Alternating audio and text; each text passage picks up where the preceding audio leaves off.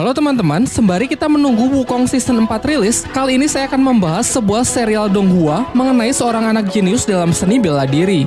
Tanpa berlama-lama langsung saja ke ceritanya.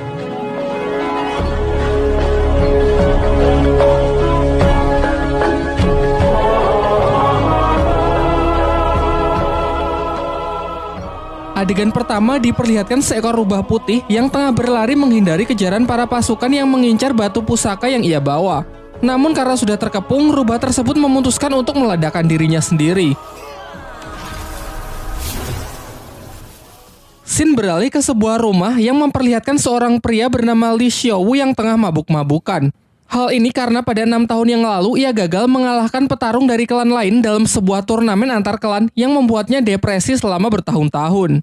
Putranya yang masih kecil bernama Lindong berlari keluar sembari mengingat masa lalu dari sang ayah pada 6 tahun silam. Pada waktu itu, ayahnya bertanding di final turnamen melawan Ling Langtian, seorang petarung yang terkenal sangat kuat dari klannya. Namun ayahnya yang memikul harapan besar sayangnya bisa dikalahkan hanya dengan sekali serangan saja.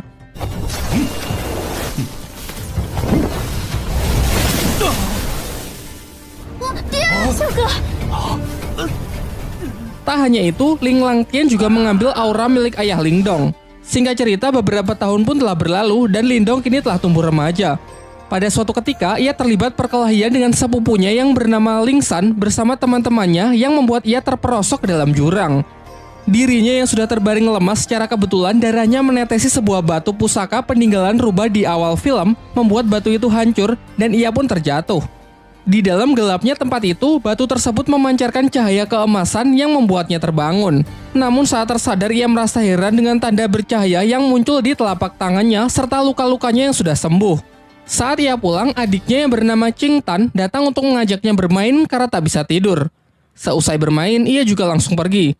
Saat Lindong terlelap tidur, kejadian aneh pun terjadi kembali. Ia bermimpi berada di sebuah dimensi biru gelap yang banyak terdapat pohon bambu. Saat ia masih kebingungan, tiba-tiba ia diserang sosok misterius yang perawakannya sangat mirip dengannya. Pertarungan pun tak terhindarkan, yang memperlihatkan kekuatan mereka benar-benar seimbang.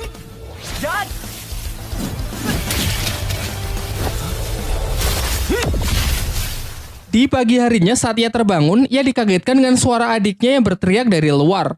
Ternyata kelompok Lingsan datang dan mengganggu Qing Tan untuk merebut rumput obat yang ia bawa. Lindong yang bergegas datang mencoba melindungi adiknya dari anak-anak berandalan tersebut.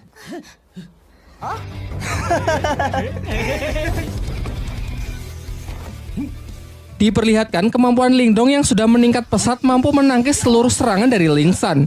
Hingga ia akhirnya menyadari bahwa ia telah mengaktifkan teknik rahasia yang bernama tinju 7 suara.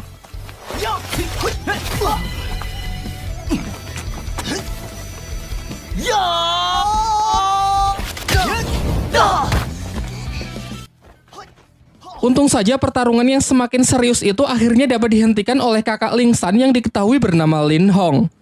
Sebelum pergi, ia menginfokan bahwa tak lama lagi akan diadakan turnamen di klan mereka untuk menentukan petarung terkuat di klan Lin. Lin Hong yang sangat percaya diri mengatakan bahwa setelah menang nanti ia akan menikahi Qing Tan.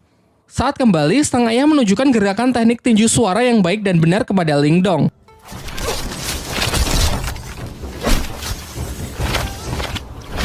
Ia pun berjanji akan melatih Lindong menggunakan berbagai teknik lainnya guna mempersiapkan diri untuk mengikuti turnamen. Di malam harinya, tiba-tiba Lindong melihat Qing Tan yang menggigil kedinginan karena auranya yang keluar tak terkendali. Secara mengejutkan, tanda cahaya di tangan Lindong menyerap aura dari adiknya tersebut dan mengubahnya menjadi 3 mutiara. Berkat itu, keadaan Qing Tan pun mulai membaik. Dan sebagai hadiah, Lindong memberikan mutiara tersebut kepada adiknya dengan syarat kejadian ini harus dirahasiakan, termasuk dari kedua orang tuanya. Keesokan harinya, Lindong kembali memulai latihannya dan berhasil meningkatkan ketahanan tubuhnya. Selain itu, kini secara sadar ia bisa memasuki dimensi rubah dan tempat itu ia jadikan sebagai tempat latihan. Bayangan dirinya yang waktu itu menyerangnya sekarang bisa ia manfaatkan sebagai sparring dalam latihan bertarungnya. Singkat cerita, hari turnamen pun telah tiba. Di putaran pertama, Ling Hao bertarung melawan adiknya sendiri, yakni Lingsan. Dari segi kekuatan, kecepatan maupun pengalaman bertarung jelas sang kakak lebih unggul. Di putaran kedua, Qing Tan maju sebagai penantang selanjutnya karena tak ingin dinikahi oleh Ling Hao. Namun lagi-lagi Ling Hao menunjukkan kemampuannya yang memang berada di level yang berbeda. Tak lama setelah itu, Ling Dong akhirnya datang dan maju sebagai penantang terakhir. Dalam pertempuran itu, semua dibuat sangat terkejut melihat peningkatan kekuatan tempur Ling Dong, ditambah lagi ia mampu menggunakan teknik tinju 7 suara. Belum lagi peningkatan durability-nya yang mencapai level tinggi dapat menahan seluruh tekanan yang diberikan oleh Ling Hao. Tak hanya mampu menangkis seluruh serangan dari lawannya, Ling Dong yang mampu mempraktekkan latihannya di dalam dimensi lain dapat melancarkan serangan-serangannya yang secara akurat membuat Ling Hao sangat kewalahan.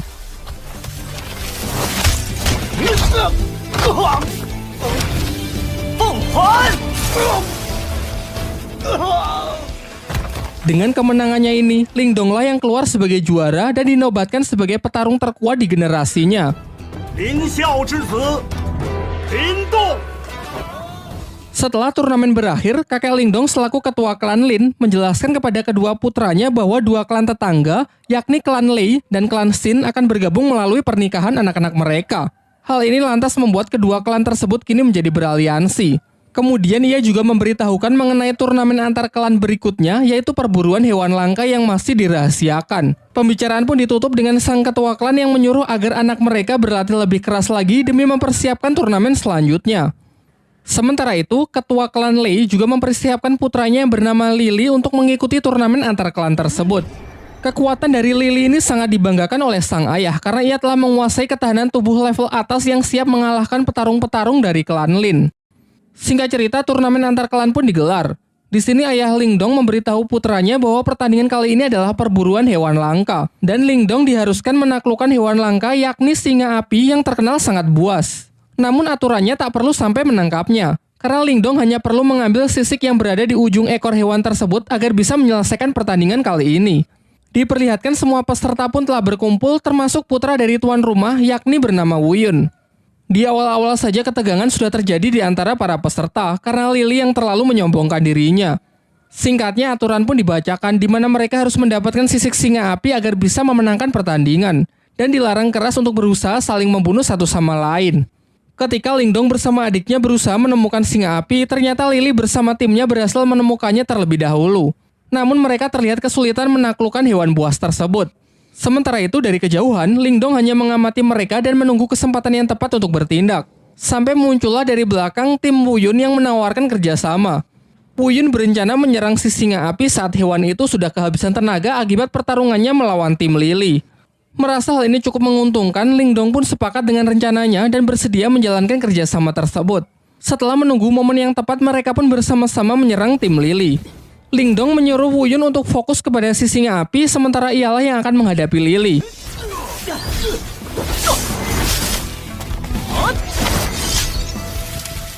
Singkatnya, berkat kerjasama yang baik, Wu Yun mendapatkan kesempatan untuk menebas sisik singa api tersebut dan segera pergi meninggalkan medan pertempuran setelah mendapatkannya.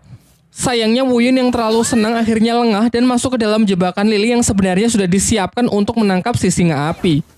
Saat Ling Dong menyusul, ia terlambat karena Lily sudah mengambil sisik singanya dan dengan kejam menendang Wu Yun hingga terperosok ke dalam sarang si singa api. Ling Dong yang memiliki jiwa setia kawan mengabaikan sisik singa itu dan segera menyusul Wu Yun untuk mencoba menyelamatkannya. Sedangkan Lily bersama timnya telah kembali dan dengan bangga menunjukkan sisik singa api yang telah ia dapatkan. Ia juga menceritakan bahwa Wu Yun dan Ling Dong mungkin tak akan kembali karena sudah mati akibat kecerobohannya terpeleset jatuh ke dalam sarang si singa api. Akan tetapi di tengah ketegangan itu, secara mengejutkan Ling Dong dan Wu Yun ternyata berhasil kembali dengan selamat. Tetapi Lily tetap yakin kalau ialah pemenangnya karena telah membawa sisik si singa api. Di sini semuanya dibuat kembali terkejut melihat Ling Dong dan Wu Yun yang justru membawa dua anak singa api. Kemudian Ling Dong menceritakan mengenai kejadian yang sesungguhnya, mengenai Lily yang sudah melanggar aturan dengan berusaha membunuhnya. Tapi setelah masuk ke dalam sarang singa api, di sana mereka malah menemukan dua anak singa api yang terlantar karena induknya mati setelah sisiknya diambil. Karena merasa kasihan, akhirnya mereka pun sepakat membawa dua hewan tersebut. Kini telah diputuskan bahwa ketiganya berhasil menyelesaikan pertandingan ini dengan baik. Namun tetap saja hanya akan dipilih satu pemenang di mana mereka diharuskan bertarung untuk menentukan siapa yang terkuat dan layak mendapatkan gelar Raja Pemburu. Akan tetapi ketua dari klan Lei yang sangat menginginkan bayi singa api yang merupakan hewan sangat langka, ia pun mengusulkan untuk membuat taruhan dengan pertarungan anak-anak mereka. Kesepakatannya, jika ketua Lei menang, maka bayi singa Ling Dong akan menjadi miliknya. Dan jika ia kalah, ia bersedia menyerahkan pabrik kayu milik klannya.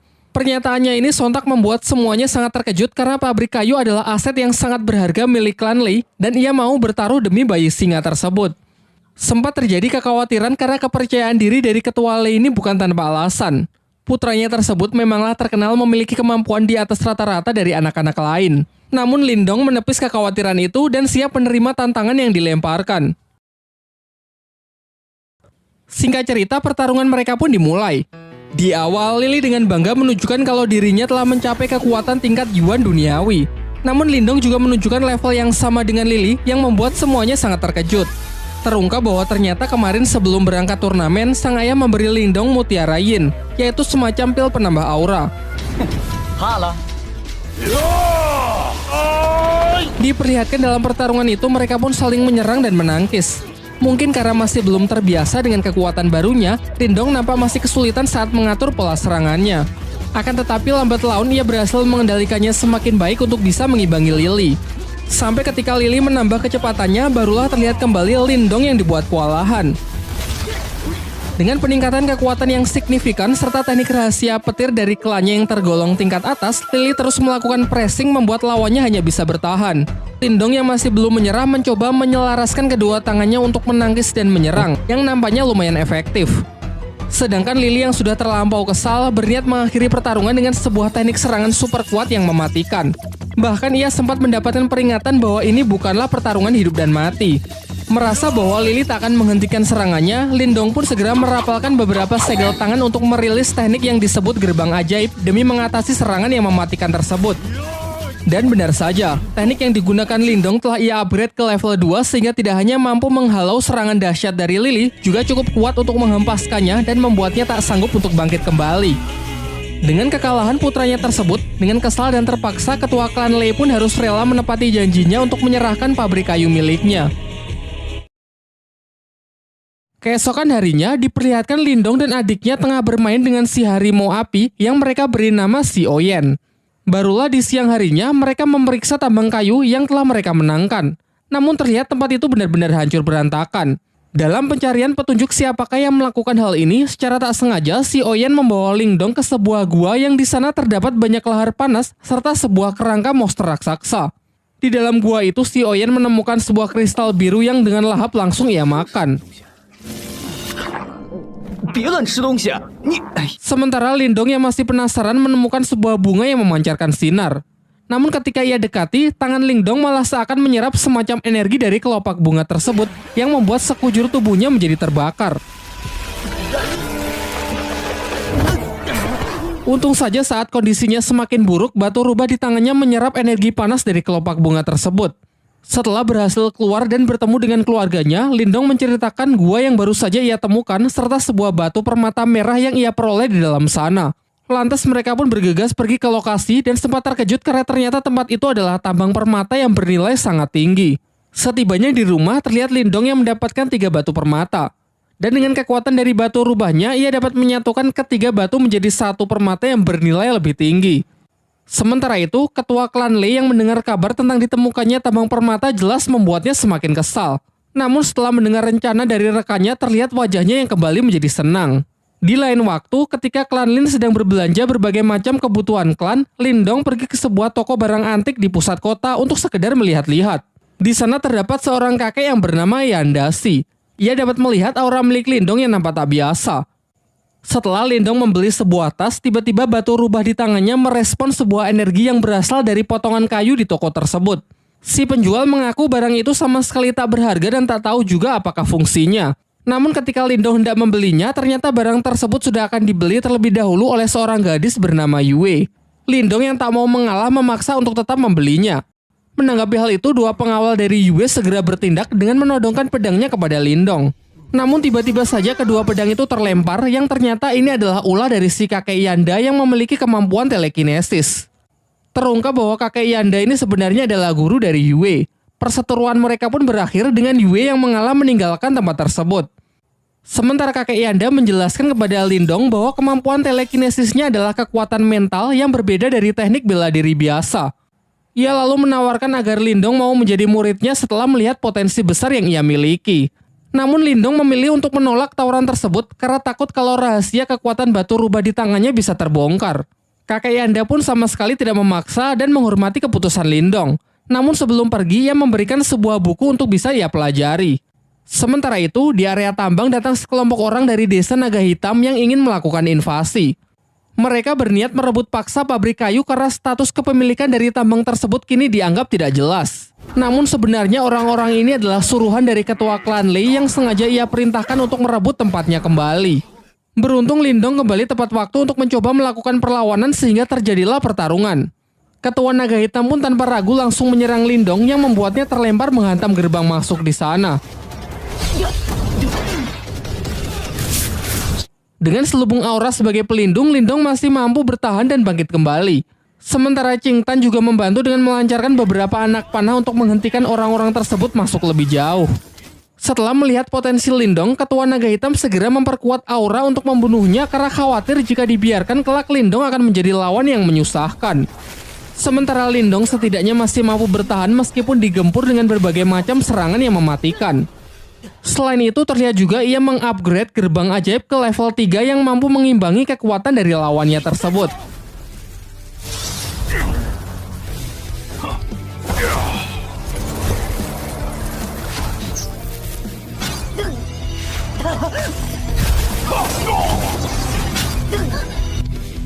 Ketika telah kehabisan energi, entah bagaimana Lindong mampu mengisi ulang energinya dengan menyerap energi alam.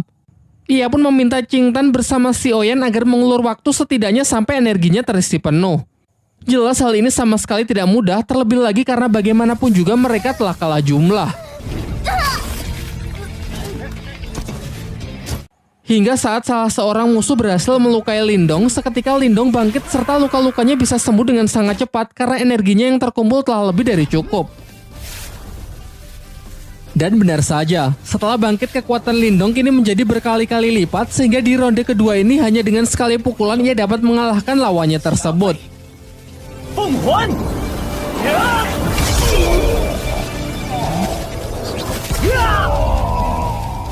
Ketua klan Lei yang mendapatkan kabar bahwa orang-orangnya berhasil dikalahkan sangat terkejut. Terlebih lagi yang mengalahkannya hanya Lindong yang cuma seorang diri. Di malam harinya, terlihat Lindong tengah bermeditasi dengan menggunakan proyeksi astralnya untuk berlatih kemampuan spiritual. Terinspirasi dari kakek Yanda yang ia temui beberapa waktu yang lalu, ia juga mencoba latihan teknik telekinesis dengan mengendalikan benda-benda kecil di tempat tersebut. Selain itu, ia yang penasaran dengan potongan kayu yang telah ia beli tadi siang menyadari kalau benda tersebut memiliki semacam energi yang menyelubunginya. Ia pun mencoba berkonsentrasi, namun energinya masih belum cukup kuat untuk bisa menembusnya. Beberapa saat setelahnya, ia merasakan pancaran energi yang sangat kuat dan bergegas pergi untuk memeriksanya menggunakan teknik proyeksi astralnya. Ternyata energi itu berasal dari kakeknya yang telah berhasil mencapai tingkat Yuan tahap awal. Ia pun lantas segera kembali ke tubuh aslinya untuk menemui sang kakek agar bisa memberikan ucapan selamat. Akan tetapi sang kakek justru menjelaskan bahwa ini hanyalah tingkat Yuan di tingkat awal. Masih ada beberapa tingkat lagi sebelum mencapai tingkat tertinggi. Kemudian ia mengungkapkan bahwa tadi ia sempat merasakan kekuatan mental teknik proyeksi astral yang mendekat, meskipun sesaat langsung menghilang. Namun di sini ia tak tahu kalau kekuatan itu adalah kekuatan milik Lindong. Topik pun berganti. Paman Lindong menyampaikan bahwa tadi ia mendapatkan undangan dari klan Lei untuk membahas mengenai sebuah kerjasama bisnis dengan klan Lin. Singkatnya, setelah cukup berdiskusi, mereka pun sepakat untuk menghadiri undangan tersebut. Keesokan harinya, mereka mendatangi rumah utama milik klan Lei. Namun hanya para tetua klan saja yang diperbolehkan untuk masuk. Di saat sedang menunggu, Lindong merasakan ada kekuatan mental yang sangat kuat di sekitarnya yang sedang menggunakan teknik astralnya untuk mengintai.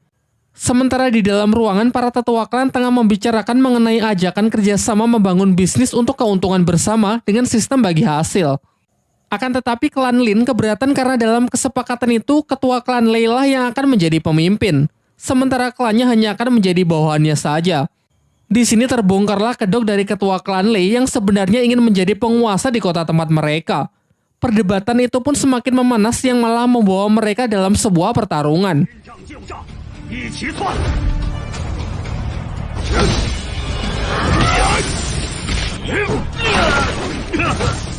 Di tengah pertarungan mereka, datanglah Wu Yin, pemimpin dari sekte Serigala Darah yang memihak kepada ketua klan Lei karena sudah dijanjikan akan diberikan keuntungan 60% dari bisnis yang hendak dijalankan.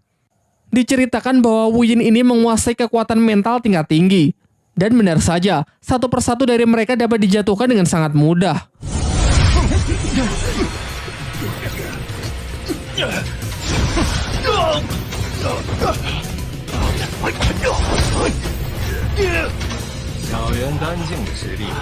Lindong pun tak tinggal diam, ia berusaha melindungi anggota klannya dengan melawan Gu Yin sendirian. Semuanya pun dibuat sangat terkejut karena Lindong ternyata juga menguasai teknik mental yang sudah berada di tingkat lumayan tinggi. Mereka lantas bertarung dengan sangat sengit. Terlihat Lindong meskipun masih pemula, ia mampu mengimbangi kecepatan dari Gu Yin.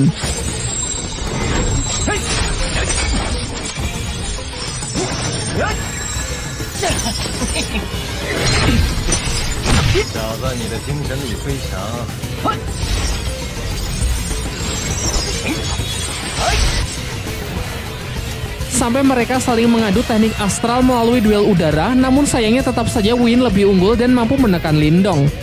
Kembali ke pertarungan dunia nyata, Lindong mencoba melancarkan serangannya dengan beberapa aura jarum, tetapi dapat dengan mudahnya ditangkis yang memperlihatkan perbedaan kekuatan di antara mereka. Kini di puncak pertarungan, Lindong hanya mampu bertahan yang nampak semakin terdesak saja. Akan tetapi di ambang kekalahannya, Lindong teringat mengenai potongan kayu yang memiliki selubung energi mental tingkat tinggi. Lantas ia pun mencoba memanfaatkannya untuk menahan serangan mental dari Wu Yin. Melebihi ekspektasi, ternyata hal ini benar-benar efektif. Benda tersebut cukup kuat untuk menangkal energi mental tingkat tinggi. Bahkan selain menahan, kayu itu juga mampu menyerap serangan dari energi spiritual yang kemudian ditransfer masuk ke dalam tubuh Lindong. Dengan ini Lindong pun bisa membalikan keadaan. Gu Yin yang kekuatannya telah terkuras habis tak lagi mampu menahan serangan dari Lindong yang sudah meningkat berkali-kali lipat sehingga ia harus menerima kematiannya. Beberapa lama setelah pertarungan itu, orang-orang dari sekte Serigala Darah yang dipimpin oleh Wei Tong berniat balas dendam kepada klan Lin karena telah membunuh Gu Yin. Kakek Lindong mencoba menjelaskan bahwa Gu Yin lah yang bersalah karena telah ikut campur dan membantu ketua klan Lei untuk menindas klannya. Ia pun kemudian menawarkan sebuah jalur damai dengan menanyakan apa yang perlu dilakukan agar Wei Tong bisa melupakan dendamnya tersebut. Wei Tong menjawab bahwa ia mau orang yang telah membunuh Gu Yin dan tabang permata milik klan Lin diserahkan kepadanya, serta seluruh orang dari klan Lin harus bersedia menjadi budaknya. Jelas kakek Lindong pun menolak hal itu sehingga pertarungan pun tak terelakkan. Sayangnya Wei Tong yang telah mencapai tingkat Yuan level atas dengan mudah bisa mengalahkan kakek Lindong. Sampai akhirnya Lindong datang dan menyatakan akan mengalahkan Wei Tong seorang diri, mengingat dirinya lah yang harusnya bertanggung jawab atas kematian Gu Yin. Tanpa basa-basi, Wei Tong pun langsung melancarkan serangannya terlebih dahulu. Dengan lincah, Lindong memanfaatkan teknik jarum biru sebagai pinjakan untuk melayang. Beberapa tembakan anak panah dilancarkan untuk berusaha menjatuhkan Lindong, termasuk menggunakan anak panah yang dilapisi aura, namun bisa ia hindari dengan sangat mudah.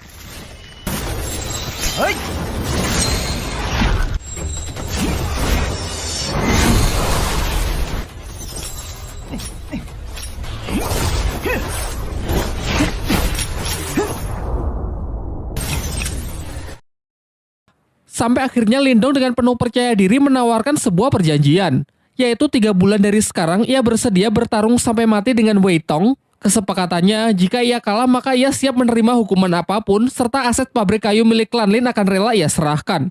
Namun jika ia yang menang, maka masalah balas dendam Gu Yin akan dianggap selesai. Pada awalnya Wei Tong menolak karena sekarang saja ia bersama pasukannya sudah cukup untuk menaklukkan klan Lin. Namun setelah melihat kemarahan dari Si Oyan serta kemampuan Lindong yang bisa mengalahkan bahkan nyaris membunuh para kroco itu, akhirnya Wei Tong pun sepakat.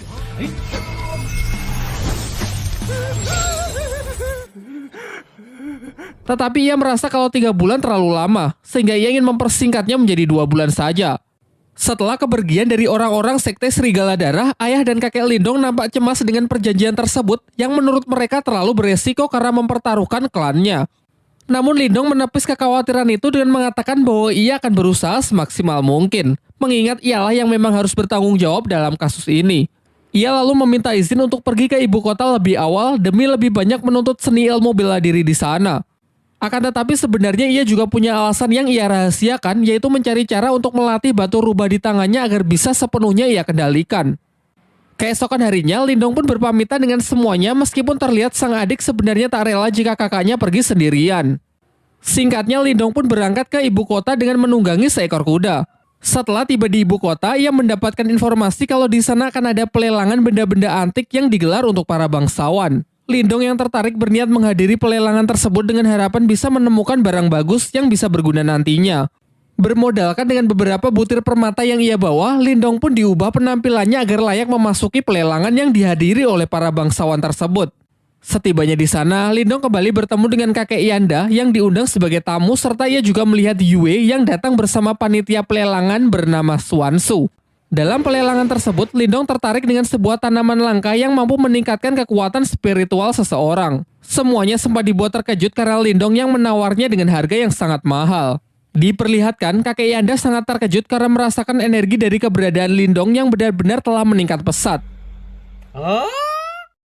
Seusai acara pelelangan itu, Xuansu mengajak Lindong pergi menemui kakek Yanda di sebuah ruangan pertemuan. Sebelum berangkat, mereka sempat merasakan kehadiran mata-mata yang sedari awal sudah membuntuti Lindong. Dalam pertemuan itu, kakek Yanda kembali menawari Lindong untuk menjadi muridnya agar bisa menyempurnakan teknik segel kehidupan milik Lindong. Namun dengan sopan Lindong menolak tawaran itu dan menunjukkan bahwa ia telah menyempurnakannya. Hal ini sontak membuat semuanya sangat kagum karena Lindong dapat melakukannya dalam waktu yang relatif singkat. Kemudian barulah dijelaskan bahwa segel kehidupan adalah dasar dari ahli kekuatan mental. Segel ini dibagi menjadi 3 jenis, yakni segel kehidupan, segel duniawi, dan segel surgawi. Segel kehidupan adalah yang paling umum, sementara segel terkuat adalah segel surgawi yang konon katanya memiliki kekuatan di luar nalar manusia. Singkat cerita, Lindong bersedia menceritakan masalah klannya yang sedang bersinggungan dengan sekte Serigala Darah serta kesepakatannya untuk bertarung hidup dan mati melawan Wei Tong. Mendengar hal itu, Xuansu memberitahukan bahwa terdapat sebuah kolam surgawi yang berisikan energi murni yin dan yang dari sumber kolam tersebut. Kabarnya jika seseorang memasuki kolam itu maka dapat meningkatkan kekuatan spiritualnya, dan kabar baiknya baru-baru ini ditemukan keberadaan kolam surgawi tersebut, namun sayangnya berada di wilayah perbatasan desa dengan klan lain dan masih menjadi sengketa. Xuansu lalu juga menceritakan bahwa telah disepakati sebuah turnamen di mana pemenangnya berhak mengambil energi murni dari kolam tersebut. Tanpa pikir panjang, Lindong pun setuju untuk berpartisipasi dalam turnamen itu. Di lain waktu, Lindong kembali memasuki dimensi batu rubah, namun anehnya bayangan hitam yang selalu menjadi alat berlatihnya tak lagi muncul. Ia pun mencoba berkonsentrasi untuk menemukan sumber masalah. Dan tiba-tiba di sana muncul sesosok bayangan putih yang tak lain adalah si rubah putih itu sendiri. Rubah putih itu lalu memperkenalkan diri bahwa ia adalah jelmaan iblis celestial yang bernama Martha sekaligus pemilik dari dimensi ini. Ia juga menjelaskan bahwa dahulu ia sangat kuat berkat batu tersebut. Akan tetapi seiring berjalannya waktu, batu itu justru menyerap energi spiritualnya hingga menjadi sangat lemah.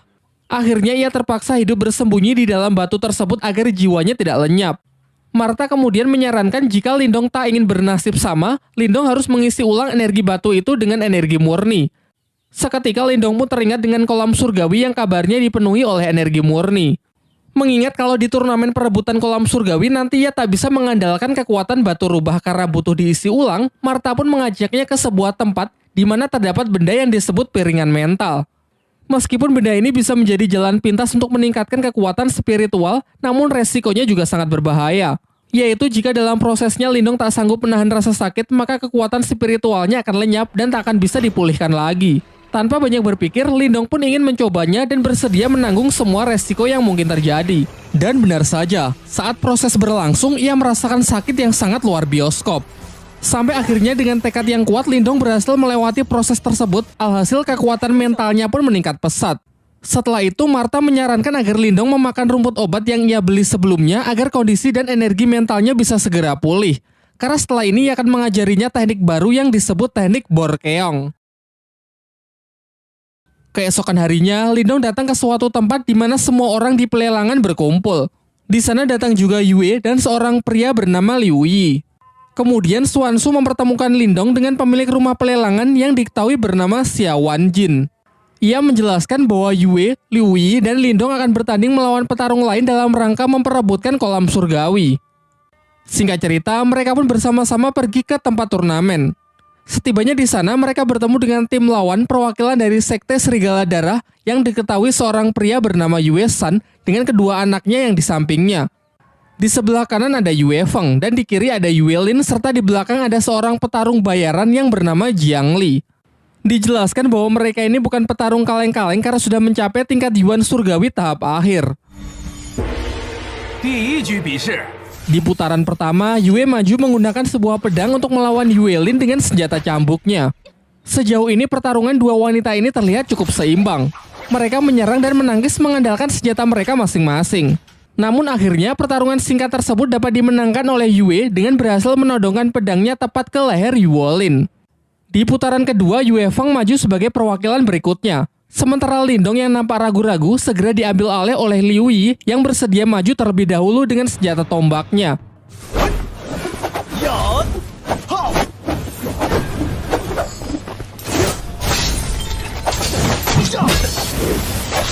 Di tengah pertarungan, Partha merasakan ada sebuah gejolak energi dari dalam kolam surgawi. Karena merasa penasaran, ia menyelinap dengan menggunakan proyeksi astralnya kemudian masuk ke dalam kolam itu untuk memeriksa anomali energi tersebut. Namun karena ia hanya menggunakan wujud astralnya, ia tak sanggup menyelam terlalu dalam. Kembali ke arena pertarungan. Diperlihatkan kalau perwakilan tim lawan dapat memenangkan pertarungan di putaran kali ini. Pertarungan selanjutnya adalah babak penentu, di mana Lindong akan menjadi harapan terakhir untuk bisa mendapatkan hak dari kolam surgawi. Dengan nada yang sedikit menggoda, Xuanzu menyemangatinya agar bisa memenangkan pertarungan penentu tersebut. Sementara di pihak lawan, Jiang Li si tentara bayaran maju untuk menghadapi Lindong. Di awal, Jiang Li mengatakan bahwa ini akan menjadi pertarungan sampai mati.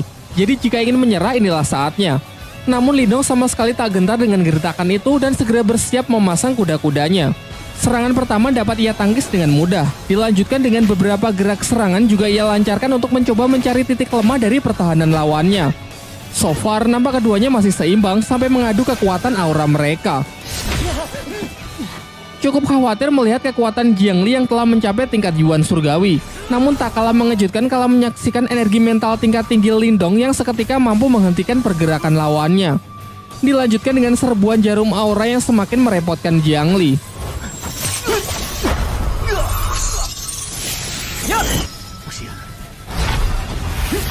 Mencoba serangan jarak dekat pun juga percuma karena tekanan energi mental Lindong yang dengan kuat menghempaskannya. Saat semua merasa kalau Lindong telah memenangkan pertandingan itu, Jiang Li bangkit dengan aura merah yang membara.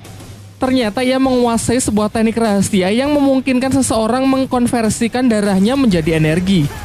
Hal ini membuat kekuatannya meningkat pesat dalam beberapa saat meskipun teknik ini dinilai sangat berbahaya dan memiliki resiko yang sangat tinggi. Beberapa kali serangan pun dilancarkan yang hanya dapat Lindong hindari. Bahkan serbuan jarum aura pun benar-benar sudah tidak mempan. Sebagai serangan penutup, Jiang Li memusatkan energinya di tangan untuk menciptakan serangan mematikan yang berwujud tangan merah raksasa. Sementara Lindong bersiap dengan teknik barunya yang diajarkan oleh Martha, yaitu teknik Borkeong. Bentrokan teknik yang sangat kuat itu pun menghasilkan gelombang yang menggentarkan langit dan bumi. Namun saat debu telah menyingkir, terlihat Jiang Li yang sudah mati langkah dengan 4 jarum Lindong yang diarahkan tepat ke lehernya. Sehingga dengan ini Lindonglah yang keluar sebagai pemenang dan memiliki hak atas kolam surgawi. Setelah kemenangan itu, mereka bertiga masuk ke dalam kolam untuk menyerap energi spiritual sebanyak-banyaknya. Namun dibandingkan yang lain, teknik penyerapan energi milik Lindong berjalan jauh lebih lambat. Martha pun justru menertawakannya. Dikarenakan waktu berendam yang terbatas, Martha membuat sebuah kesepakatan dengan Lindong, yaitu ia akan membantunya menyerap energi spiritual dengan cepat dengan syarat jika sudah selesai, Lindong harus bersedia turun ke dasar kolam untuk melihat sumber energi aneh dari kolam surgawi tersebut. Tanpa pikir panjang, Lindong pun menyetujui kesepakatan yang dibuat Martha. Dan benar saja, setelah mendapatkan bantuan dari Martha, dengan sangat cepat energi mengalir deras ke dalam diri Lindong. Bahkan efek dari proses itu sampai dirasakan di atas kolam yang muncul pusaran air raksasa. Seusai proses penyerapan, sesuai kesepakatan ia turun ke dasar kolam untuk memeriksa sumber dari energi kolam surgawi. Di bawah sana Lindong menemukan giok iblis piton yang dalam kondisi tersegel. Pada awalnya Lindong tak ingin mengusiknya dan berniat langsung pergi. Namun Martha berusaha membujuknya dengan mengatakan kalau ini tidak berbahaya karena iblis ini sedang terluka. Ia juga menjelaskan bahwa sumber energi spiritual yang Lindong serap sebagian tadi berasal dari mutiara yin dan yang berada di belakang jiwa iblis tersebut. Martha lalu menambahkan, jika Lindong berhasil mendapatkan mutiara tersebut, maka hanya dalam waktu singkat Lindong dapat mencapai tingkat Yuan Yin. Namun karena mutiara itu diselubungi jiwa iblis, Martha harus menghisapnya terlebih dahulu supaya Lindong bisa mengambilnya. Ia lalu menyuruh Lindong untuk mentransfer sebagian energinya agar Martha cukup kuat untuk bisa melakukannya. Ketika proses penyerapan berlangsung, tiba-tiba segel iblis itu hancur sehingga sang iblis piton kini berhasil bebas. Pertarungan pun tak terhindarkan.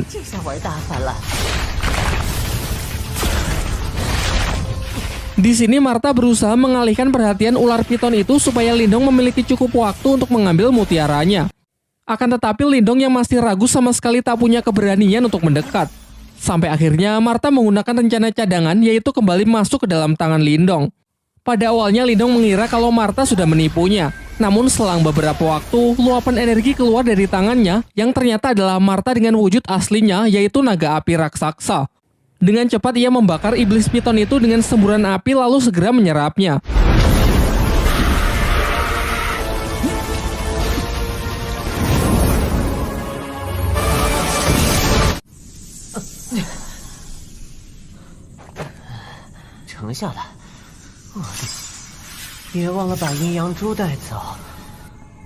Setelah mereka semua kembali, Xiao Wanjin dan yang lainnya merasa khawatir dengan kondisi Lindong yang terlihat sangat pucat akibat penyerapan energi dari kolam surgawi yang dinilai terlalu banyak. Namun Lindong menepis kekhawatiran itu dengan mengatakan kalau dirinya baik-baik saja.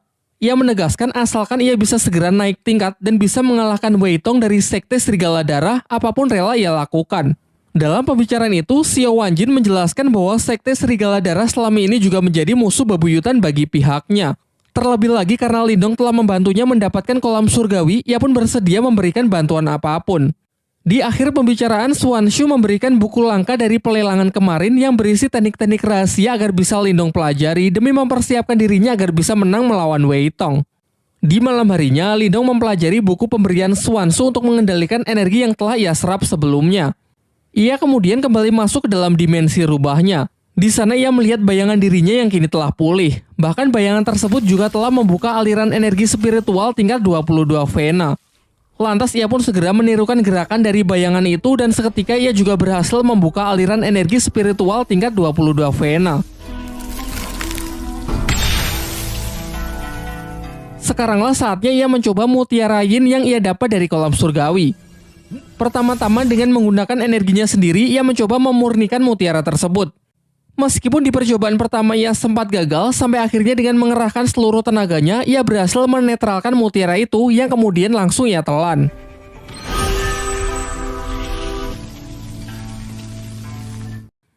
Terlihat gejolak kekuatan spiritualnya pun meningkat pesat. Bahkan segel kehidupannya kini menjadi 2. Dengan ini ia pun sangat yakin kalau di pertarungan nanti ia bisa menghancurkan Wei Tong.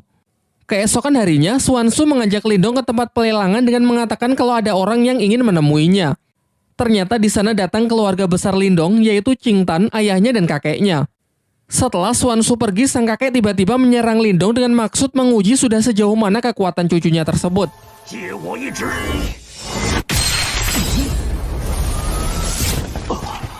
Dan setelah beradu kekuatan, hasilnya benar-benar mengejutkan karena kini Lindong telah mencapai tingkat Yuan dan awal. Kakeknya lalu menjelaskan bahwa dalam sejarah klan Lin, Lindong adalah orang termuda yang bisa mencapai tingkat tersebut. Singkat cerita, hari pertarungan pun telah tiba, di mana Lindong harus berhadapan melawan Wei Tong dari Sekte Serigala Darah dalam pertarungan hidup dan mati. Semua orang datang menyaksikan pertarungan mereka, termasuk keluarga Lindong. Namun tanpa mereka sadari ada mata-mata dari pihak Wei Tong di belakang mereka. Ketika nama mereka disebut, Lindong dan Wei Tong segera memasuki arena. Superhero landing. Di sini Wei Tong cukup terkejut melihat peningkatan kekuatan Lindong yang juga sudah mencapai tingkat Yuan dan awal. Wei Tong lalu maju untuk memulai serangannya yang dengan cepat langsung disambut dengan baik oleh Lindong. Sayangnya peningkatan kekuatan Wei Tong juga tak kalah mengesankan. Ia berhasil menekan Lindong hingga hampir jatuh keluar arena. Namun ternyata arena pertarungan mereka dilindungi semacam penghalang dari energi mental yang mencegah para petarung melarikan diri. Hal ini dianggap wajar karena mereka telah menyatakan akan bertarung sampai mati. Wei Tong kembali melancarkan serangannya yaitu pukulan keras bertubi-tubi. Sementara Lindong terlihat kewalahan menahan tekanan yang terus diberikan. Sejauh ini nampaknya Wei Tong lah yang menguasai jalannya pertempuran. Teknik demi teknik Lindong lancarkan akan tetapi sama sekali tak berefek. Ialah yang justru menerima pukulan mentah dari Wei Tong yang tepat mengarah ke dadanya. Terdengar sorak dari para penonton yang meragukan Lindong membuat pihaknya semakin cemas kalau Lindong tak akan mampu bertahan.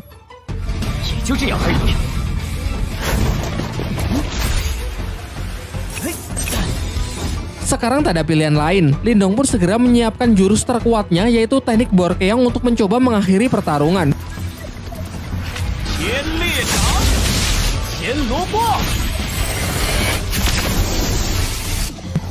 Sebenarnya serangan Lindong ini bisa saja mengalahkan Wei Tong.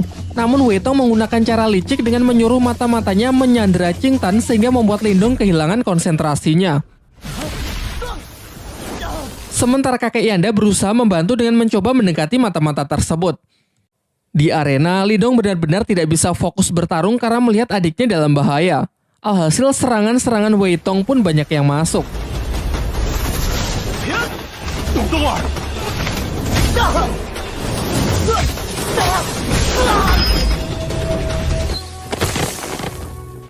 Di saat-saat genting, ia teringat kalau teknik jarum dewa yang pernah dipakai Guyin mampu menghancurkan penghalang energi mental. Kemudian ia kembali mengeluarkan jurus Borkeong untuk berpura-pura menyerang Wei Tong, namun sebenarnya ia menyelinapkan jarum dewa untuk menembus penghalang spiritual arena demi menolong Qing Tan.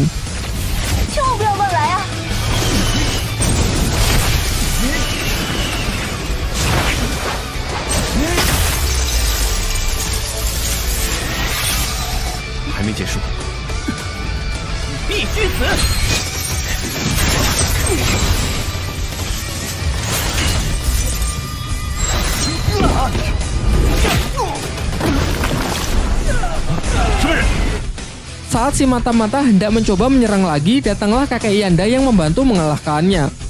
Kini setelah adiknya berhasil selamat, Lindong pun bisa kembali fokus bertempur melawan Wei Tong dengan emosi yang benar-benar telah mencapai puncaknya.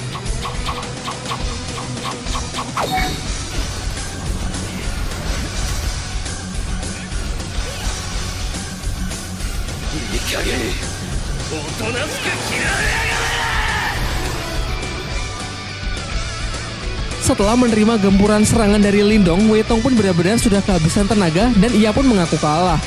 Namun Lindong malah mengatakan bahwa ini adalah pertarungan sampai mati, di mana pertarungan belum selesai jika tak ada salah satu pihak yang mati.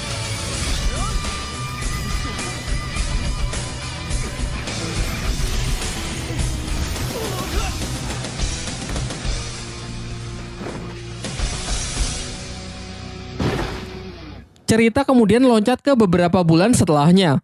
Karena kemenangan Lindong dari Sekte Serigala Darah, klan Lin kini menjadi sangat terkenal di seluruh penjuru kota. Selain itu, klan Lin juga telah bersekutu dengan rumah pelelangan milik Xia Wanjin. Sementara itu, Lindong berada di tempat kakek Yanda untuk minum teh bersama dengan saling menggunakan telekinesis untuk menuangkan teh ke dalam gelas. Setelah itu, kakek Yanda menjelaskan kalau menurutnya kekuatan mental milik Lindong mungkin setara dengan miliknya, yakni kekuatan mental tingkat 4. Ia kemudian berpesan agar Lindong terus meningkatkannya karena di dunia ini masih ada tingkat yang jauh lebih tinggi lagi yang bahkan kakek Yanda tak punya kesempatan untuk mencapainya. Scene beralih di sebuah pegunungan yang memperlihatkan seorang pria dengan sebuah pedang di tangannya. Pria ini memiliki kekuatan mental yang sangat kuat. Diperlihatkan menggunakan tebasan pedangnya, ia mampu membelah gunung tanpa melukai kupu-kupu yang melewati jalur serangannya. Setelah itu, ia dihampiri oleh seekor burung pembawa pesan yang membawakan surat berisi sesuatu mengenai makam Nirwana. Di tempat lain, seorang wanita yang terlihat berjalan di atas air mendapatkan pesan yang serupa dari sebuah bunga teratai.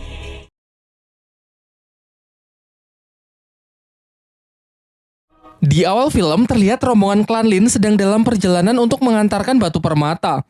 Namun di tengah jalan, mereka diserang oleh sekelompok bandit yang ingin merampok mereka. Sebuah serangan nyaris membunuh Ling Hao. Beruntung sepupunya Lingdong berhasil menyelamatkannya. Tidak berhenti sampai di sana, ratusan anak panah ditembakkan untuk menggempur rombongan klan Lin. Nampaknya mereka ini bukan bandit biasa karena terlihat mereka sangat mahir menggunakan senjata yang dilapisi energi spiritual. Sampai akhirnya Lindong menyuruh Lin Hong dan rekan-rekan lainnya untuk segera pergi, sementara dirinya akan tetap tinggal untuk bertarung demi mengalihkan perhatian para bandit tersebut. Sebelum bala bantuan dari musuh datang, ia pun segera melepaskan ledakan energi dari teknik gerbang ajaibnya agar bisa segera mengakhiri pertempuran. Setelah kembali, Lindong menceritakan apa yang baru saja ia alami kepada ayah dan kakeknya. Sang kakek mengatakan bahwa tidak heran banyak orang jahat yang mengincar klan Lin demi mendapatkan batu permata yang sangat berharga mereka. Terlebih lagi karena klan Lin baru beberapa bulan pindah ke kota Yan sehingga masih sulit membedakan antara kawan dan lawan. Pembicaraan pun ditutup dengan kakek Lindong yang berpesan agar tidak mencolok saat mengantarkan barang. Beberapa waktu setelahnya diperlihatkan Lindong yang bermeditasi melatih kekuatan spiritualnya. Namun Martha si rubah putih yang selalu menjadi mentornya masih tertidur sehingga ia ragu apakah latihan sendiri seperti ini akan efektif. Tak lama setelah itu, Ching Tan datang menghampirinya untuk menyampaikan pesan dari kakek Yanda yang ingin menemuinya di perguruan bela diri. Namun sebelum pergi, tangan Lindong merasakan tangan adiknya tersebut sangat dingin, meskipun langsung Ching Tan tepis dengan mengatakan bahwa dirinya sedang baik-baik saja. Singkat cerita, Lindong pun pergi dengan mengajak si Oyen sampai ke depan pintu gerbang perguruan yang dibaliknya nampak sebuah tepi jurang dengan banyak pulau-pulau yang mengambang di sekitarnya. Dengan menaiki salah satu pulau kecil, datanglah utusan dari kakek Yanda untuk menjemputnya menuju tempat perguruan dari kakek Yanda. Dalam perjalanan, Lindong juga sempat melihat pemandangan para murid lain yang tengah berlatih kekuatan spiritual. Singkatnya, ketika ia sudah sampai di kediaman kakek Yanda, tiba-tiba sebuah serangan datang yang ternyata berasal dari Yue, salah satu murid senior dari kakek Yanda. Di sini ia nampak bersikap dingin kepada Lindong dan bermaksud menantangnya bertarung untuk menguji kemampuan Lindong.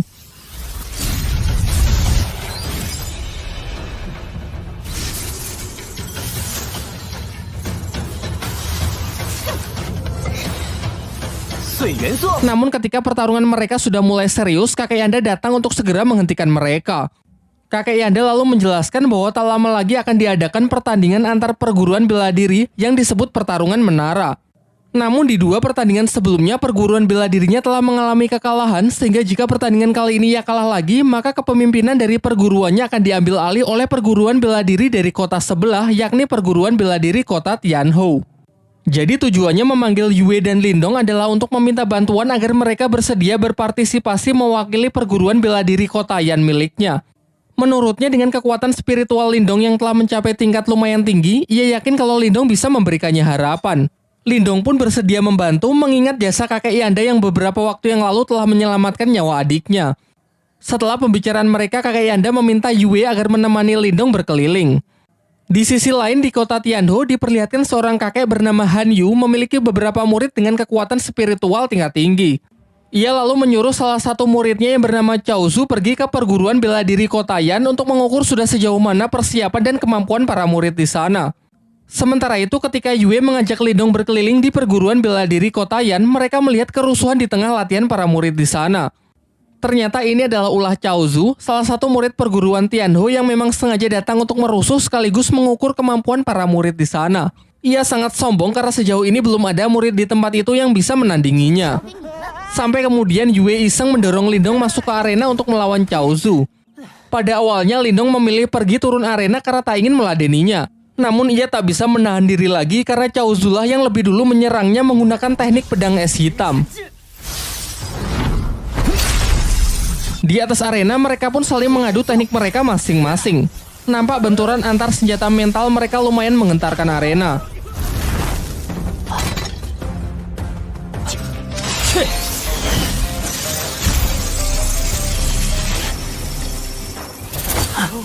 Cao Zu ternyata tak hanya membual. Dengan teknik pedang es hitamnya ia cukup sukses menekan jarum dewa milik Lindong. Namun di ujung pertarungan, Lindong mencoba teknik barunya dengan menahan serangan Cao Zu menggunakan segel batu rubah di tangannya. Nampaknya segel rubah itu tak hanya menahan. Tangan Lindong seakan menyerap energi spiritual dari lawannya tersebut. Ketika lawannya ingin melarikan diri, Lindong sejenak menghentikannya dan mengambil senjata dari lawannya tersebut. Diperlihatkan ekspresi puas dari Yue yang menyadari kalau kekuatan Lindong kini telah meningkat pesat. Di malam harinya, Lindong juga baru tahu kalau ternyata segel batu rubah di tangannya memiliki kemampuan untuk menyerap energi spiritual milik orang lain. Energi yang diserap kemudian dinetralkan dan diakumulasikan menjadi energinya sendiri sehingga kekuatan Lindong kini menjadi bertambah. Sementara itu, Cao Zu yang telah kembali menceritakan mengenai kekalahannya dari Lindong kepada Han Yu. Mendengar hal itu, Han Yu pun menjadi sangat kesal karena ia tak menyangka kalau perguruan bela diri rivalnya memiliki petarung yang sebegitu kuat. Di tengah kekesalannya, muncul aura yang sangat mengerikan dari balik tirai yang ternyata berasal dari Zutong, murid senior sekaligus yang terkuat dari Han Yun. Singkat cerita, besoknya Yue dan Lindong berangkat menuju ke tempat diselenggarakannya turnamen pertarungan menara. Di perjalanan, Yue berpesan kepada Lindong untuk berhati-hati terhadap seorang murid dari perguruan Tianho yang bernama Zutong, murid terkuat dari Han Yun. Setibanya di sana, semua peserta lain ternyata sudah berkumpul. Sembari menunggu para guru tiba, Chaozu mengadu ke kakak seperguruannya yang bernama Liu Long perihal Lindong yang telah menghajar dan menyita pedang esnya. Pada awalnya, Liu Long basa-basi dengan menyapa Lindong dan meminta agar senjata adik seperguruannya tersebut dikembalikan. Namun Lindong malah berdalih karena menurutnya itu sepadan dengan kelakuan Chaozu yang telah membuat rusuh di tempatnya. Ketika suasana semakin tegang, Yue berusaha menengahi agar jangan membuat keributan sebelum pertandingan dimulai. Tak lama setelah itu, datanglah para guru yaitu Han Yun dan kakek Yanda menghampiri mereka. Kakek Yanda lalu menjelaskan bahwa aturan dari pertarungan menara cukup sederhana, yaitu siapa yang bisa naik ke tingkat tertinggi dan mampu bertahan dalam waktu yang lama maka ialah yang akan menjadi pemenangnya. Namun sebelum menyelesaikan kalimatnya, Han Yun menyela dan menyuruhnya agar segera membuka gerbang menara agar pertandingan bisa segera dimulai. Kakek Yanda lalu segera merapalkan mantranya dan secara ajaib muncullah sebuah menara 8 tingkat tepat di depan mereka. Dapat dirasakan gelombang energi spiritual yang sangat dahsyat menyertai kemunculan dari menara tersebut. Setelah pintu dibuka, pertarungan menara pun dimulai dengan sistem Battle Royale, di mana petarung yang bisa bertahan paling lama dan berhasil naik ke lantai tertinggi maka ialah pemenangnya.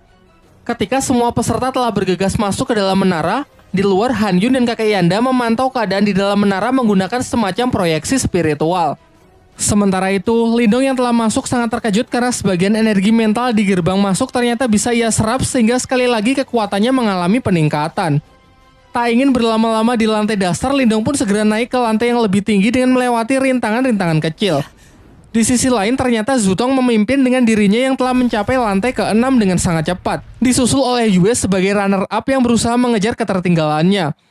Satu tingkat di bawahnya ada Chaozu dan Liu Long yang terjebak di lantai 5 dan tak bisa naik lebih tinggi lagi karena tekanan energi mental yang semakin kuat. Namun alih-alih menghabiskan energinya untuk berusaha naik ke lantai 6, Liu Long mempunyai ide untuk tetap tinggal di lantai 5 dengan tujuan menghalangi peserta lain yang ingin naik ke lantai selanjutnya. Dan benar saja, Lindong yang baru saja sampai di lantai 5 langsung mereka halangi. Chaozu yang merasa dendam karena Lindong telah mempermalukannya sekarang mencoba untuk membalasnya. Bersama dengan Liu Long, mereka pun mengeroyok Lindong yang cuma sendirian. Akan tetapi Lindong nampak tak takut sedikit pun dan justru memanas-manasi mereka dengan memperlihatkan senjata Chaozu yang kemarin ia sita. Kini ia kendalikan sebagai senjata untuk melawan mereka. Diperlihatkan dari kedua sisi, Chaozu dan Liu Long mengepung Lindong dengan masing-masing teknik mental mereka. Pertarungan pun pecah. Meskipun nampak tak adil dengan pertarungan 2 lawan 1, nyatanya Lindong mampu mengimbangi mereka.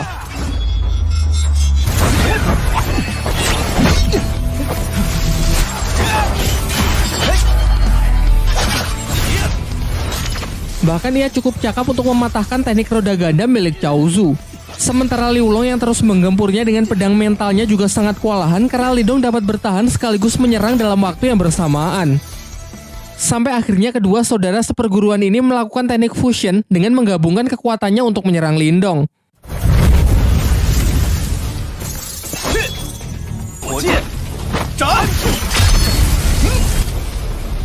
Nampak Lindong yang mulai keringat dingin karena sudah meremehkan mereka. Namun mengingat serangan itu didasari oleh energi mental, dengan segel batu rubahnya Lindong pun dapat menghisapnya sampai kering.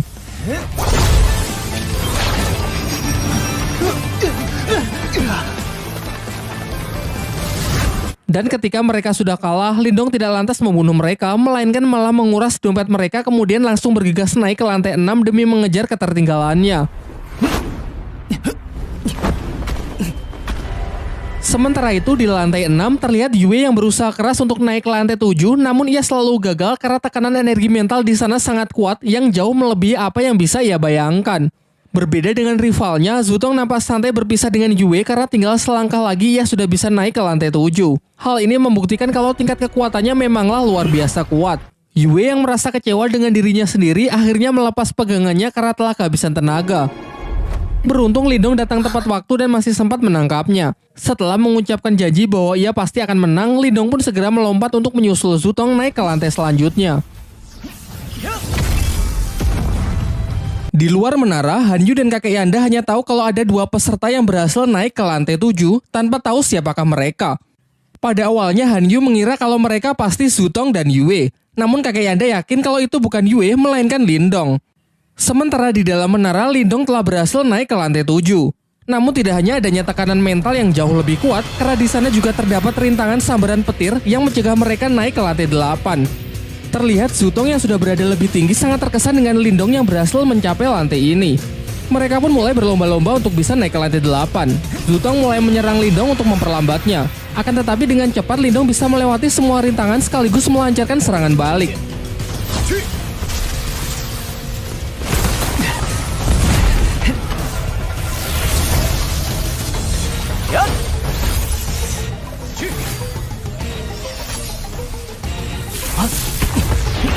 Sampai akhirnya mereka berhasil mencapai tempat tertinggi di lantai 7 dan tepat di atas mereka sudah terlihat pintu masuk menuju lantai 8. Akan tetapi tiba-tiba sebuah bola api raksasa jatuh yang siap melumat mereka.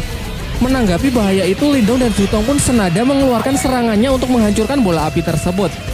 Bahkan saking kuatnya, gelombang energinya masih bisa dirasakan di beberapa lantai di bawahnya. Sayangnya tak berhenti sampai di situ, keganasan dari lantai 7 pun kembali terlihat dengan munculnya pilar-pilar yang memancarkan kilatan petir siap menghancurkan apapun yang melewatinya. Zutong yang menyadari kalau sambaran petir itu dapat secara langsung merusak inti energi mentalnya, mencoba berhenti sejenak untuk memikirkan sebuah cara agar tak bertindak gegabah. Berbeda dengan Lindong yang secara membabi buta terus menerobos penghalang petir tersebut tanpa memperdulikan resikonya. Sampai tiba-tiba ke-10 pilar itu bersatu dan membentuk seekor wujud naga raksasa.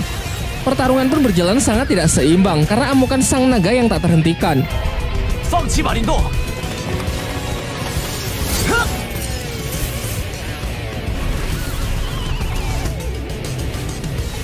Di saat naga itu melilit Lindong, Lindong baru menyadari bahwa ular ini hanyalah bongkahan energi mental, di mana ini artinya ada kemungkinan kalau ia bisa menyerapnya.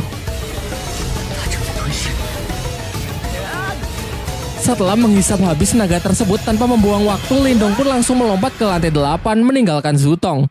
Di luar menara terlihat ada seorang peserta yang telah berhasil naik ke lantai tertinggi. Namun mereka semua beranggapan kalau Zutonglah yang berhasil mencapainya. Sementara itu di dalam lantai 8 terlihat ekspresi puas Lindong karena telah mencapai lantai tertinggi dan bisa memenangkan pertandingan kali ini. Di sana ia menemukan ada semacam prasasti kuno mengenai penyempurnaan teknik energi mental, sayangnya gagal ia pelajari karena tenaga Lindong yang telah terkuras habis. Namun ia tak lantas menyerah begitu saja. Di sekitarnya ia merasakan ada banyak energi spiritual yang bertebaran, ia pun bergegas menyerapnya untuk mengisi ulang tenaga sekaligus agar kekuatannya bisa naik ke tingkat 3. Di waktu yang bersamaan, para peserta yang telah gagal satu persatu keluar dari menara. Namun semua dibuat sangat terkejut saat melihat Zutong juga keluar dari menara itu dan mengakui kekalahannya dari Lindong. Kini semuanya pun sudah jelas bahwa Lindonglah yang menjadi pemenangnya. Karena tak ingin lebih dipermalukan lagi, Han Yun pun segera menarik kembali semua pihaknya untuk meninggalkan tempat ini. Singkat cerita, malam pun telah tiba. Terhitung sudah 24 jam semenjak Lindong masuk ke dalam menara. Terlihat Yue mulai cemas takut kalau sesuatu yang buruk menimpa Lindong.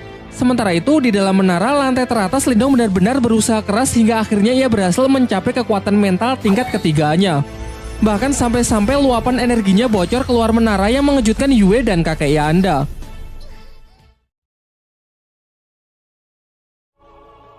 Terhitung sudah lebih dari 24 jam Lindong berada di dalam menara yang membuat Yue semakin cemas. Sementara di lantai tertinggi, Lindong berusaha keras meningkatkan kekuatannya hingga berhasil mencapai tingkat ketiga. Bahkan pancaran energi nampak keluar dari menara tersebut. Setelah dirasa cukup, ia pun mencoba kekuatan barunya yang dalam sekejap bisa menghancurkan prasasti kuno di hadapannya. Akan tetapi saat akan mencoba turun, ketiga segel spiritualnya keluar dan terhisap ke atas tempat tersebut. Lindong pun segera bergegas mengejarnya. Di luar menara, Yue semakin cemas karena keberadaan Lindong tiba-tiba menghilang dari menara. Bahkan kakek Yanda sendiri mengaku bahwa ia juga tak tahu persis kemana Lindong pergi. Namun berdasarkan legenda, master spiritual Kotayan yang dahulu menciptakan menara ini sengaja membuat ruangan rahasia yang hanya dapat diakses oleh orang terpilih saja.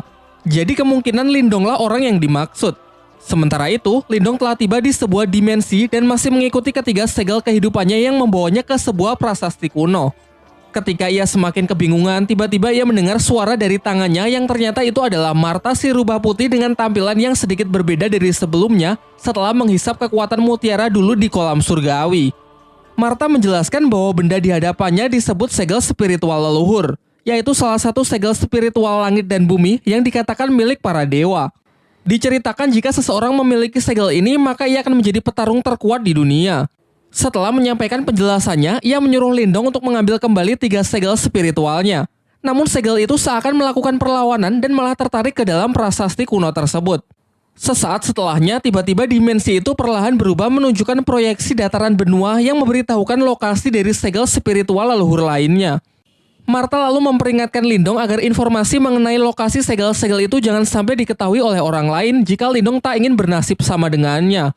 Singkat cerita, Lindong pun keluar dari menara menghampiri Yue dan kakek Yanda yang telah menunggunya. Diperlihatkan sang kakek sangat senang dan bangga karena Lindong telah membantunya memenangkan pertandingan. Bahkan Yue yang biasanya bersikap dingin kali ini juga mengungkapkan rasa terima kasihnya kepada Lindong. Namun tiba-tiba Qing Tan adik Lindong datang dengan wajah yang ketakutan.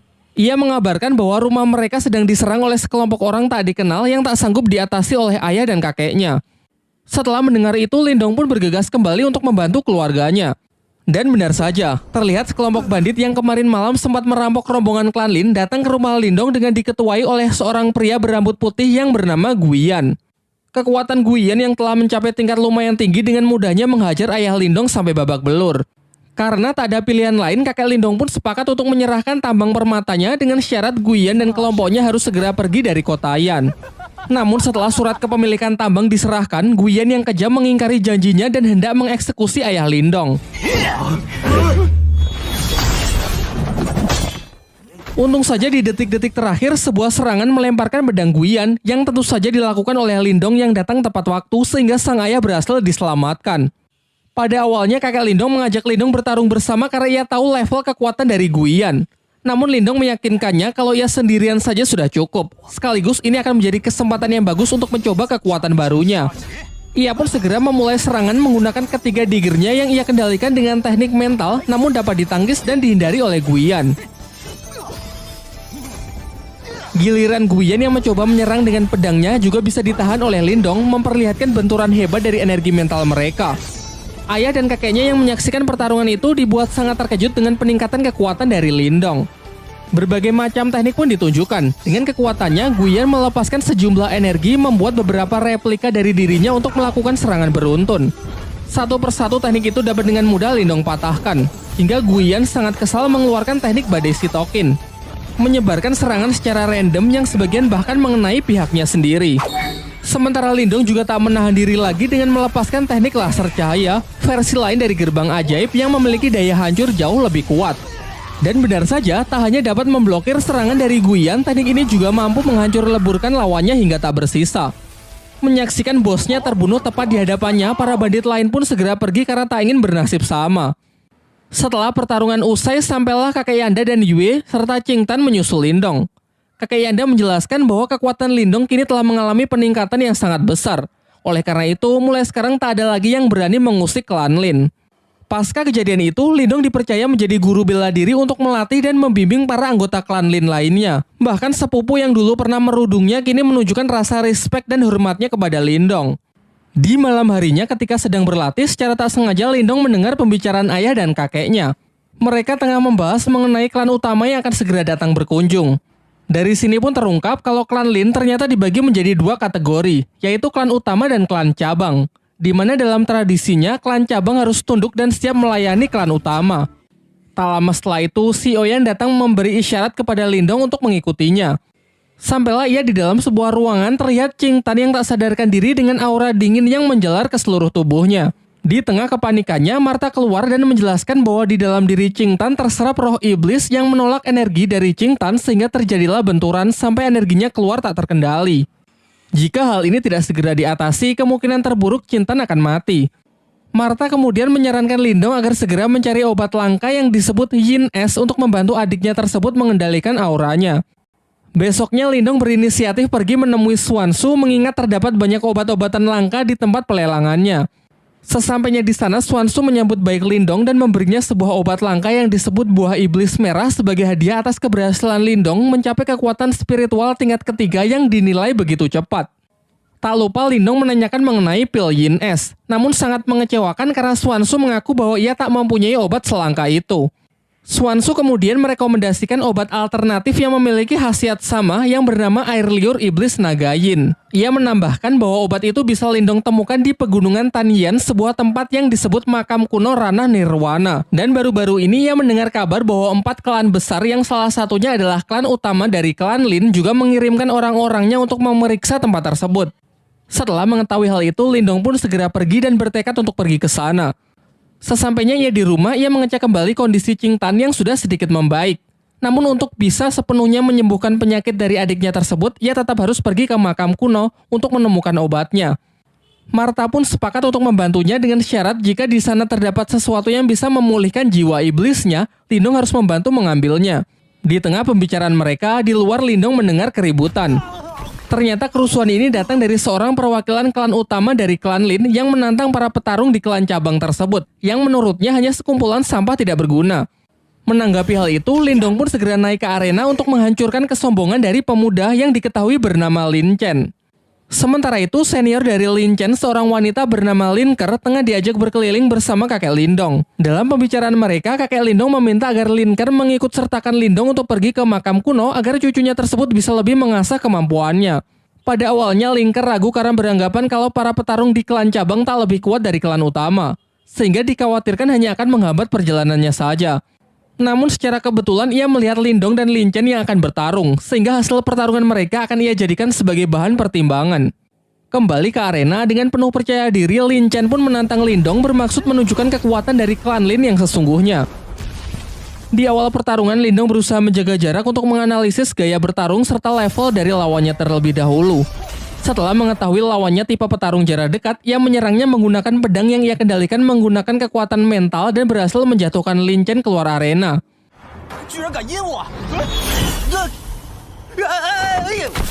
Namun Lin Chen yang masih belum terima memusatkan kekuatannya di kedua tangan lalu melompat dengan serangan cakarnya. Sementara Lindong berusaha bertahan dengan teknik gerbang ajaibnya. Terlihat Lin Chen cukup sukses menghancurkan pertahanan dari Lindong. Sayangnya ini hanya jebakan karena pecahan dari energi mental Lindong menyerang Lin Chen. Pertarungan berakhir dengan teknik Borkeong membuat Lin Chen terpaksa untuk menyerah. Di sisi lain, Lin Ker yang cukup terkesan dengan bakat luar biasa dari klan cabang akhirnya sepakat untuk mengajak Lindong ikut serta dalam ekspedisinya ke makam kuno. Singkat cerita, keesokan harinya Lindong pun berangkat dengan mengajak Si Oyen ikut serta dalam rombongan klan utama ke makam kuno. Di tengah perjalanan ia melihat banyak mayat-mayat yang berserakan ulah dari para bandit. Lin Ker juga menjelaskan kalau sekarang mereka telah memasuki pegunungan Tianyan, sehingga ia menyuruh semuanya agar tetap waspada karena mulai dari sini perjalanan pasti akan menjadi semakin berbahaya. Di malam harinya mereka memutuskan untuk berkemah di tengah hutan.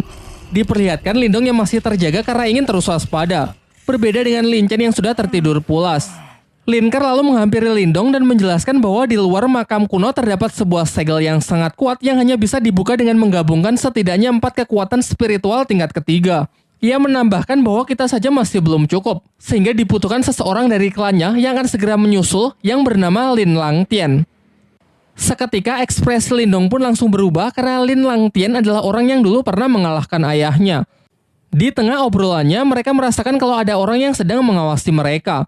Dan benar saja, di balik pepohonan yang gelap muncul sekelompok bandit yang mereka bicarakan di perjalanan tadi siang. Bandit-bandit itu telah mengepung mereka yang diketahui oleh seorang pria bernama Song Dao. Tanpa membuang waktu, Lin Ker pun segera bertindak dengan santainya menghabisi satu persatu dari bandit tersebut. Sementara Lindong dengan berani menantang si ketua bandit untuk bertarung 1 lawan 1.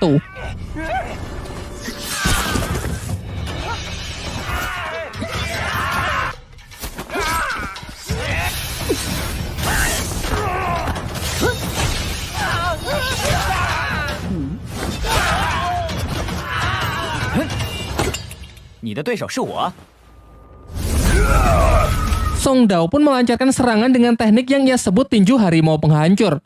Sedangkan Lindong segera merapalkan tekniknya yaitu gerbang ajaib level keempat.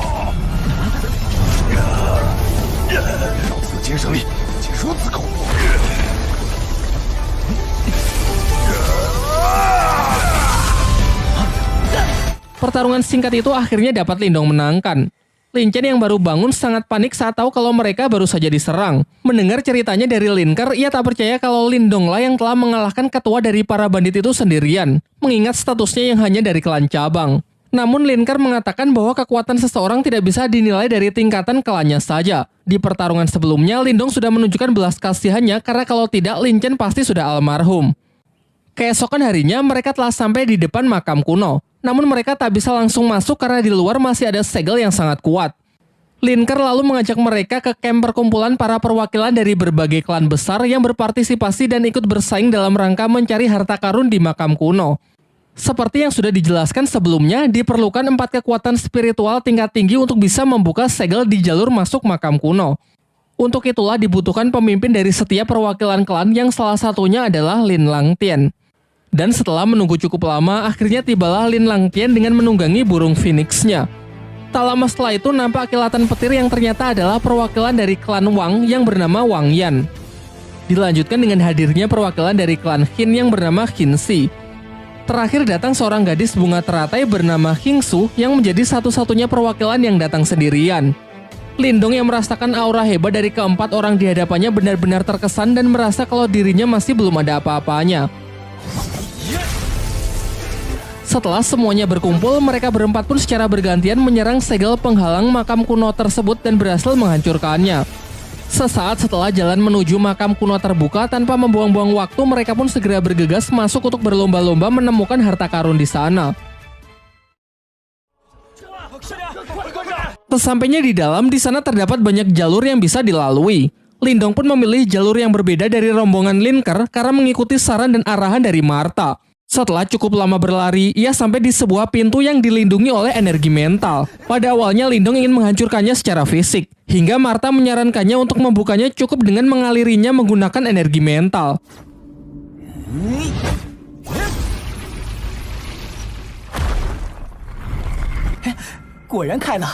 Setelah pintu terbuka, Lindong sangat terkejut melihat di dalam sana terdapat sebuah kolam yang dipenuhi oleh pil spiritual yang bernilai sangat mahal.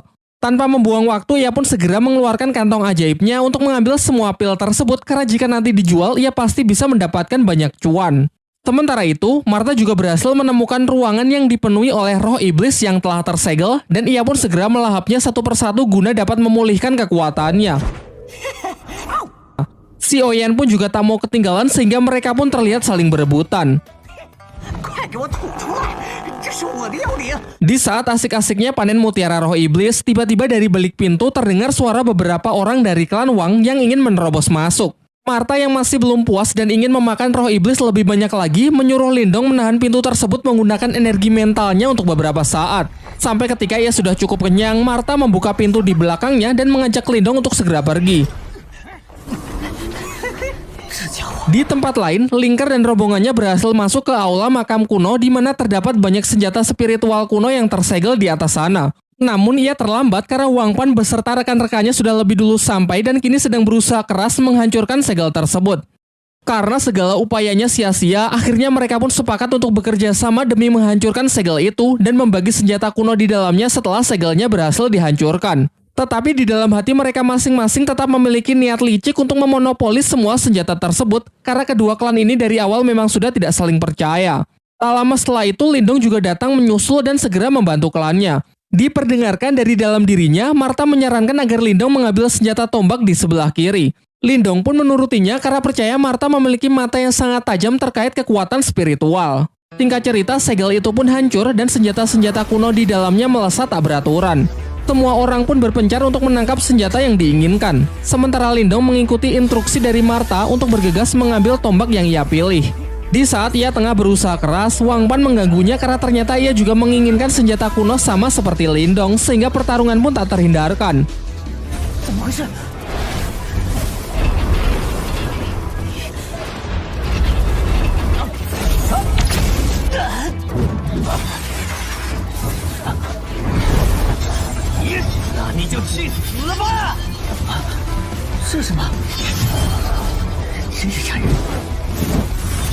Akan tetapi Lindong lebih diuntungkan karena Martha yang berada di pihaknya turut membantu mengatasi serangan putaran roda emas yang dilancarkan oleh Wang Pan. Sampai akhirnya Lindong pun berhasil menangkap senjata kuno tersebut dan langsung meneteskan darahnya ke batang tombak agar tombak itu bisa mendapatkan tuannya. Sementara Wang Pan yang sangat kesal segera menyerang Lindong dengan kekuatan penuhnya. Namun dapat Lindong tangkis dengan senjata barunya yang memiliki nama tombak pencakar langit.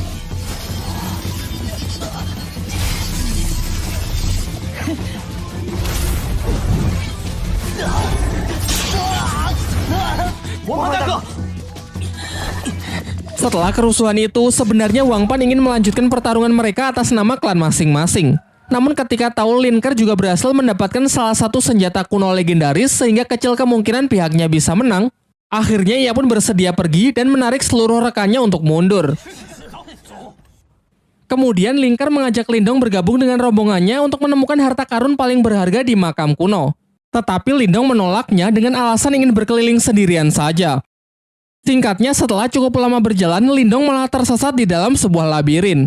Ketika mereka sedang berusaha keras mencari jalan keluar, tiba-tiba saja dinding labirin itu bergerak saling merapat sehingga Lindong pun harus bergegas lari agar tidak terhimpit.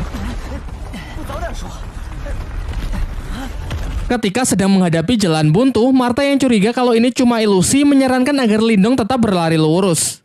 Dan benar saja, setelah melewati dinding di depannya, ia tiba di sebuah tempat rahasia di dalam makam kuno tersebut.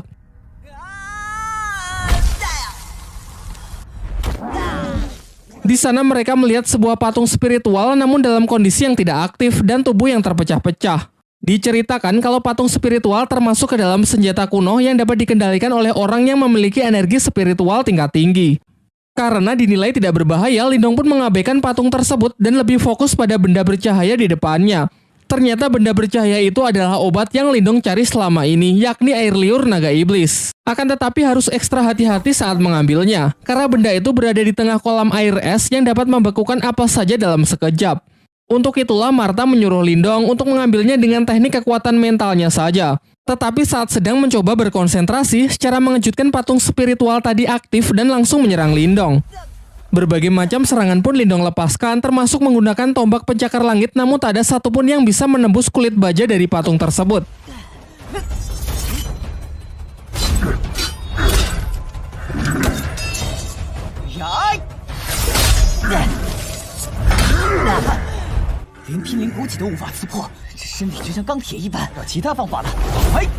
Sampai Lindong baru menyadari bahwa inti energi dari patung spiritual tersebut tepat berada di belakang kepalanya. Sehingga untuk mengalahkannya cukup menekan titik tersebut. Mulailah ia menyusun strategi dengan menyerangnya menggunakan laser cahaya dari depan sebagai pengalih perhatian dan menunggu kesempatan yang tepat untuk menyerang titik lemah patung spiritual tersebut.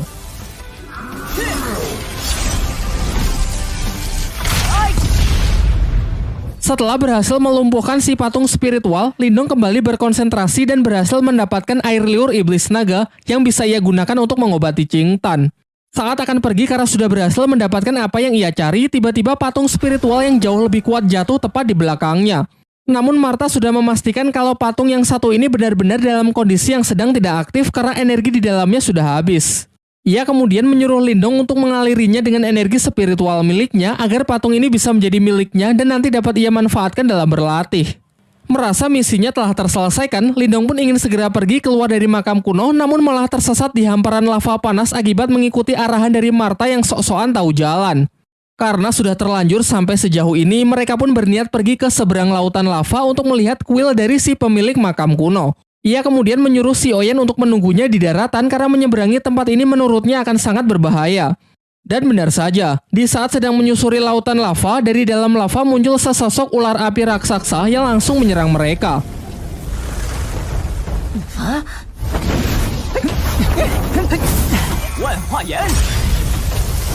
Awalnya Lindong sangat kesulitan mengatasinya karena setiap serangan yang ia lancarkan justru ditelan oleh ular tersebut. Untung saja setelah mengikuti bimbingan dari Martha, yaitu dengan mengaliri tombak pencakar langit menggunakan energi murni Lindong, membuat senjata kuno tersebut menjadi jauh lebih efektif untuk menghancurkan ular api di hadapannya.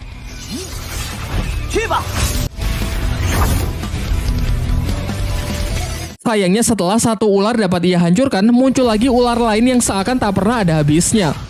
Terhitung sudah 9 kali ia mengalahkan si ular api yang membuat tenaganya kini semakin terkuras. Sampai akhirnya di ular api yang ke-10, Lindong mulai berpikir bahwa kemungkinan lautan lava ini hanyalah sebuah ilusi sama seperti labirin sebelumnya.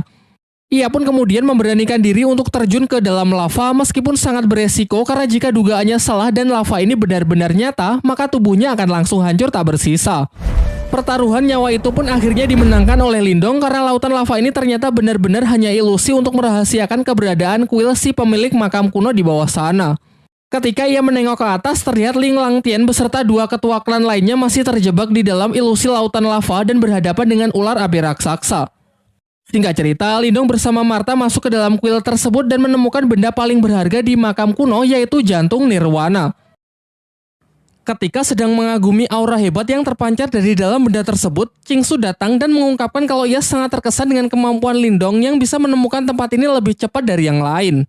Di sini Lindong sadar akan kemampuannya yang tak akan punya kesempatan untuk bisa menang melawan si gadis teratai tersebut, sehingga ia lebih memilih mengalah membiarkan Qingsu mengambil jantung nirwananya. Lagi pula sedari awal Lindong memang hanya mengincar air liur iblis naga saja untuk mengobati adiknya. Diperlihatkan dengan kekuatan energi spiritualnya, Qingsu berusaha menghancurkan pelindung dari jantung nirwana sehingga terjadilah benturan hebat yang sanggup menggetarkan tempat tersebut. Sesaat setelah berhasil melabur jantung nirwana, Qingsu segera menyerapnya untuk memulai proses penyatuan ke dalam dirinya.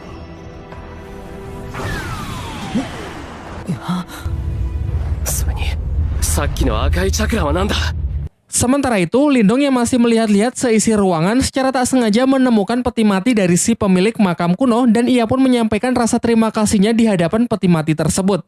Namun beberapa saat setelahnya ia baru sadar kalau di atasnya ada patung seorang wanita. Sedangkan di bawahnya terdapat sebuah catatan yang mengatakan barang siapa yang selalu terobsesi dengan kekuatan nirwana tanpa memahami arti dari cinta, maka niscaya api neraka akan membakar seluruh tubuhnya. Dan benar saja, di tengah proses penyerapannya, tiba-tiba tubuh Qingsu terbakar yang menandakan kalau catatan dalam peti mati tersebut adalah sebuah peringatan. Terlihat Qingsu yang berusaha menekan energi panas tersebut namun sia-sia karena ia tak cukup kuat dan secara perlahan dirinya justru ditelan oleh kekuatan dari jantung nirwana tersebut. Kekuatannya pun mulai lepas kendali dengan menyerang peti mati di kuil tersebut. Ia kemudian menuduh Lindong sudah tahu resikonya sejak awal dan menjebaknya dengan sengaja membiarkan dirinya mengambil jantung nirwana. Lindong pun berusaha menjelaskan kalau dirinya juga baru tahu setelah membaca catatan di dalam peti mati si pemilik makam kuno. Dengan sisa kesadarannya, Qingsu meminta Lindong untuk meminjamkan inti energi spiritual miliknya guna menyeimbangkan luapan energi yang tak terkendali tersebut. Ia berjanji kalau nanti akan ia ganti berkali-kali lipat. Namun Martha melarang Lindong dengan mengatakan jika Lindong menyerahkan inti energi spiritual miliknya, maka kekuatan dari latihannya selama ini akan musnah begitu saja dan mustahil bisa dipulihkan lagi. Takut akan hal itu, Lindong pun segera bergegas keluar kuil, namun Qingsu mencegahnya dan berniat mengambil inti energi Lindong secara paksa. Di tengah keributan mereka, tiba-tiba muncul sesosok pria misterius yang ternyata adalah sisa jiwa dari si pemilik makam kuno yang bangkit kembali setelah peti matinya dihancurkan. Pada awalnya si pemilik makam kuno mengira kalau Qingsu dan Lindong adalah pasangan kekasih. Namun mereka langsung menepisnya dengan mengatakan kalau mereka baru saja bertemu. Ternyata jawaban itu membuat si pemilik makam murka dan menekan Qingsu yang nampak ingin membunuh serta mengambil kembali jantung nirwananya. Dari sini diketahui kalau kekuatan jantung nirwana hanya bisa diserap oleh pasangan kekasih saja. Tanpa ikatan tersebut, siapa saja yang mencoba memilikinya pantas mati. Martha yang menyadari kalau orang di hadapannya sangat kuat segera menyuruh Lindong mengambil kesempatan ini untuk melarikan diri. Akan tetapi Lindong yang tak sampai hati meninggalkan Qingsu yang hendak dibunuh memutuskan untuk kembali dan memohon kepada si pemilik makam kuno agar nyawa gadis teratai tersebut diampuni. Melihat keberanian Lindong, amarah dari si pemilik makam pun mulai mencair dan beralih mengagumi Lindong yang rela berkorban demi gadis yang padahal baru saja ia kenal. Ternyata hal ini mengingatkan kepada dirinya di masa lalu yang melakukan hal yang sama kepada wanita yang belum lama ia temui. Singkat cerita, ia pun memutuskan untuk mengampuni Qingsu dan memberikan jantung nirwana kepada mereka berdua dengan mengikat mereka ke dalam ruang energi untuk memulai proses penyerapan. Di waktu yang bersamaan, Ling Langtian dan yang lainnya sangat terkejut karena lautan lava di hadapannya tiba-tiba berubah menjadi air biasa. Sehingga kini tak ada halangan lagi untuk mereka bisa menemukan dan memasuki kuil kuno dari makam tersebut. Kembali ke tempat Lindong, si pemilik makam yang melihat senjata Lindong sangat terkesan karena tombak pencakar langit yang dulu merupakan miliknya kini berhasil diwarisi oleh Lindong. Sementara itu diperlihatkan jiwa Qingsu dan Lindong berada di sebuah dimensi yang dipenuhi bunga diiringi musik romansa persis seperti di film-film India. Sampai ketika proses itu telah selesai, nampak mereka yang tak sadarkan diri di tengah sebuah padang bunga berpegangan tangan dengan senyum yang terukir di wajah mereka masing-masing.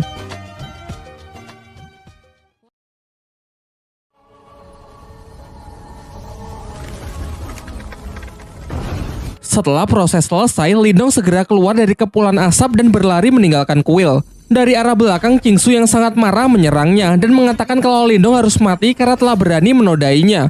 Meskipun Lindong sudah berusaha menjelaskan kalau tadi hanya ingin menolong saja.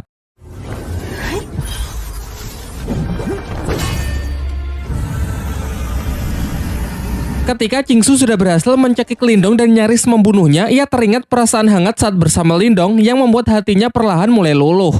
Di tengah keributan tersebut, Ling Langtian beserta dua ketua tim lainnya sudah sampai dan langsung menerobos ke dalam kuil untuk mengambil jantung Nirwana. Dan tentu saja benda tersebut sudah tidak ada.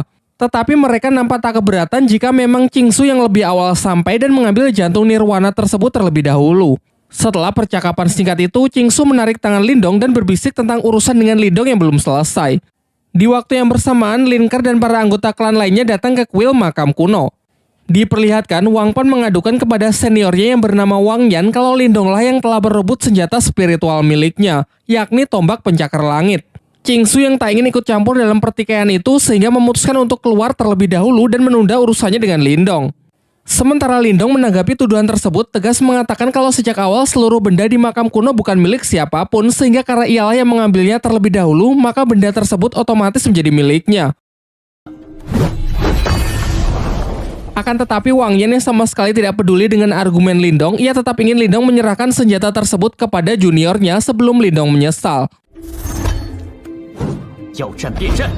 Di sisinya, Ling Ke mencoba membela Lindong dan bersedia bersaksi bahwa Lindong memang tidak bersalah. Namun ucapannya tersebut justru dihentikan oleh Ling Langtian. Terlebih lagi saat tahu kalau Lindong hanyalah anggota dari klan cabang, ia malah ikut mengintimidasinya karena merasa kalau Lindong hanya mempermalukan nama baik dari klannya saja. Ling Langtian kemudian memerintahkan Lindong agar meminta maaf kepada klan Wang dan menyerahkan tombak pencakar langit tersebut kepada Wang Pan. Bukannya menurut, Lindong pun malah dibuat semakin emosi mengingat ia sebenarnya juga menyimpan dendam kepada Ling Langtian yang dulu pernah mengalahkan ayahnya.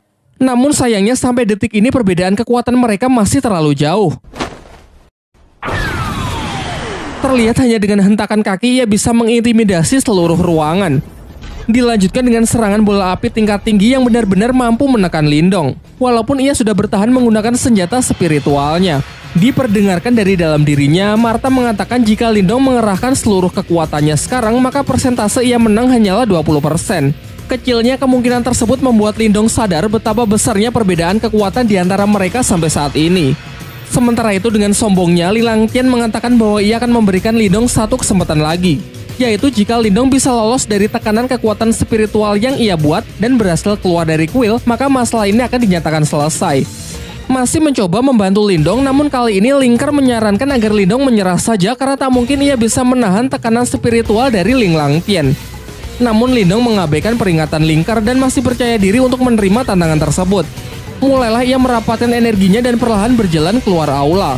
Ling Langtian pun juga tak mau kalah dengan memperkuat tekanan yang ia berikan. Nampaknya tekanan kekuatan mental ini memang jauh lebih kuat dari apa yang pernah ia rasakan saat berada di dalam pertarungan menara. Tetapi meskipun tubuhnya kini sudah dipenuhi dengan luka, sedikit pun Lindong tetap tidak berhenti bergerak. Melihat usaha bocah di depannya yang sangat keras, Ling Langtian tak lantas menunjukkan belas kasihannya. Ia justru kembali meningkatkan cengkeraman tekanan energi mentalnya yang terlihat seperti tangan Susanoo.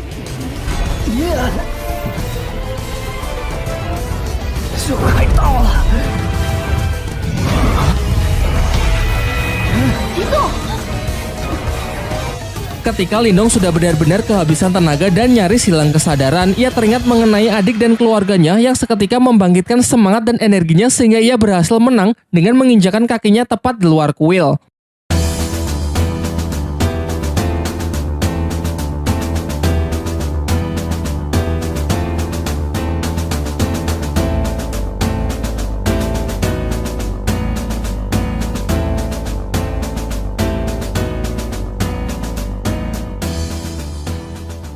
Sebelum pergi, ia mengatakan bahwa kejadian hari ini pasti nanti akan ia balas 100 kali lipat. Sementara di dalam kuil, semuanya dibuat sangat terkejut melihat Lindong yang mampu lolos dari cengkeraman kekuatan mental tingkat tinggi dari Ling Langtian. Singkat cerita, setelah keluar dari makam kuno, Lindong bermeditasi dalam waktu yang cukup lama untuk memulihkan dirinya. Diperlihatkan, emosi Lindong yang meluap-luap ingin segera membalas perbuatan dari Ling Langtian dalam waktu 2 tahun dari sekarang. Namun dengan berat hati, Martha mengatakan kalau 2 tahun saja tak akan cukup karena perbedaan kekuatan mereka yang benar-benar terlampau jauh. Lagi pula 2 tahun lagi pasti kekuatan dari Ling Langtian juga akan meningkat. Seketika dalam keputusasaannya, Lindong teringat dengan lokasi segel kuno saat ia berada di puncak pertarungan menara. Diceritakan jika ia berhasil mendapatkannya, ia akan punya kesempatan untuk menandingi kekuatan dari Ling Langtian. Martha lalu menceritakan bahwa di masa lalu terdapat seorang pria yang menguasai 8 segel kuno dan memperoleh kekuatan yang sangat luar biasa kuat. Kekuatannya tersebut ia gunakan untuk menghentikan chaos pada masanya. Namun setelah kejadian itu, secara misterius pria tersebut menghilang dan ke-8 segel terpencar ke seluruh penjuru benua. Di saat mereka tengah mengobrol, tiba-tiba terlihat sebuah meteor jatuh tepat ke arah mereka.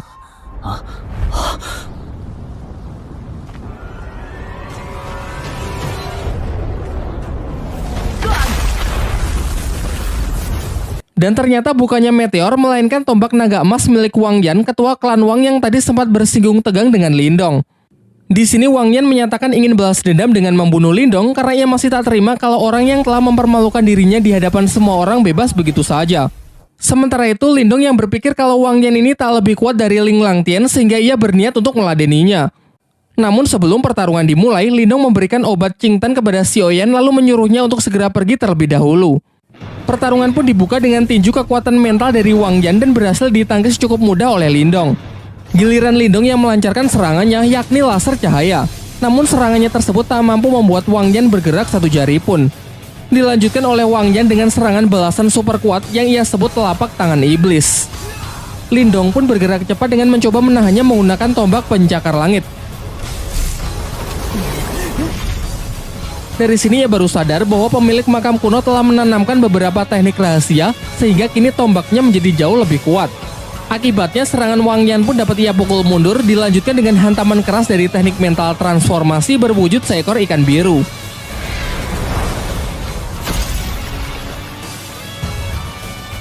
Melihat kekuatan Lindong yang berada di luar perkiraannya, memaksa Wang Yan bertarung lebih serius dengan mengandalkan senjata tombak naga emasnya. Dan benar saja, dalam sekejap Wang Yan juga mampu melepaskan teknik transformasi kekuatan mentalnya yang berwujud naga emas raksasa. Di sisi Lindong, Martha pun memberikan peringatan keras kalau itu bukanlah serangan yang bisa Lindong tahan dengan hanya teknik biasa. Lantas ia menyarankan agar Lindong mengalirkan seluruh energi spiritualnya ke tombak pencakar langit.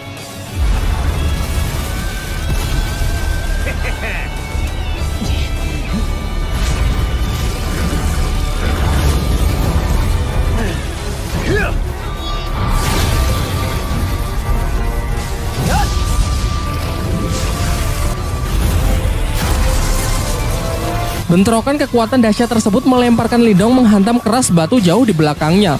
Sama halnya dengan Wang Yan yang juga jatuh syok menyaksikan bocah di hadapannya mampu mengimbangi serangan pamungkasnya. Ia makin kesal dong, dilancarkanlah serangan jarak dekat untuk segera menghabisi Lindong.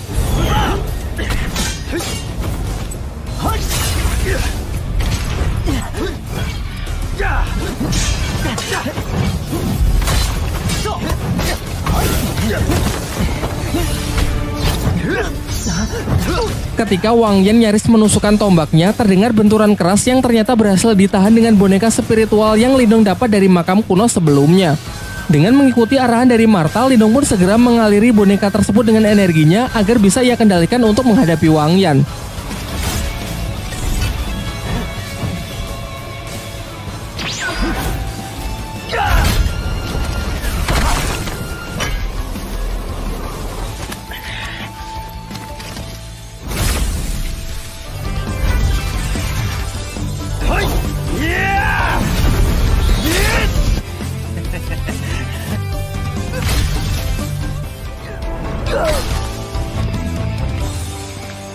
Di saat pertarungan telah berakhir, Lindong berniat langsung membunuh Wang Yan, namun sebuah penghalang ungu misterius mencegahnya.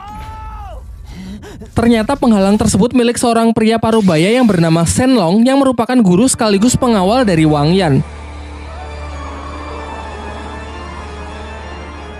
Shen Long pun menjalankan perintah dari Wang Yan untuk segera merapalkan sebuah teknik super kuat yang bahkan tak sanggup ditahan oleh boneka spiritualnya. Inilah definisi kukira Baiwan ternyata bawa kawan, membuat Lindong terpaksa mundur karena tenaganya telah banyak terkuras dalam duelnya melawan Wang Yan.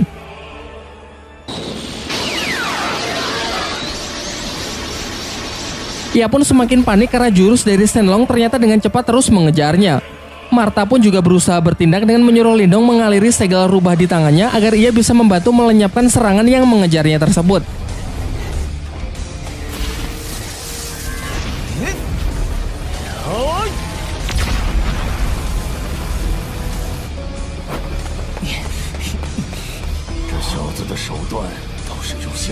Akan tetapi Shenlong tak lantas membiarkannya pergi begitu saja. Ia pun melancarkan serangan kedua yang jauh lebih kuat dan jauh lebih mematikan.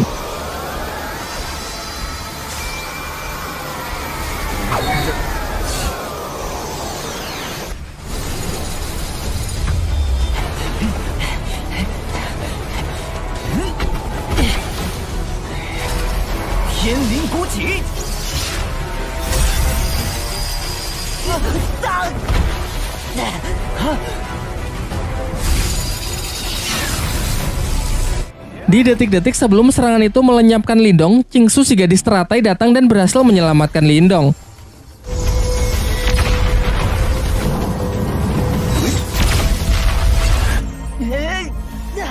Wang Yan yang tahu kalau itu adalah Qingsu memerintahkan agar Shenlong berhenti mengejarnya, karena menurutnya meskipun kita bersatu, kecil kemungkinan pihaknya bisa menang. Singkat cerita, dibawalah Lindong ke sebuah tebing di mana terdapat sebuah pohon sakura besar yang sedang berguguran. Qingsu kemudian menyuruh Lindong agar melupakan semua kejadian di makam kuno dan melarangnya untuk menceritakannya kepada orang lain. Lindong yang merasa sangat kesal berkata apakah ini karena dirinya yang masih belum cukup kuat untuk bisa disandingkan dengan dirinya. Dan pahitnya Qingsu mengiyakan hal tersebut, karena memang level mereka yang terpaut terlalu jauh. Terlebih lagi karena klannya dengan klan Lin juga tak memiliki hubungan yang cukup baik. Namun dari semua kenyataan pahit itu, Qingsu memberinya harapan dengan mengatakan akan menunggu Lindong menjadi lebih kuat. Setidaknya sampai Lindong bisa memenuhi kualifikasi untuk mengikuti sebuah pertandingan yang disebut Konferensi 100 Dinasti. Mendengar hal itu membuat Lindong merasa cukup lega, lalu berjanji bahwa ia tak hanya akan memenuhi kualifikasi, melainkan memenangkan pertandingan tersebut.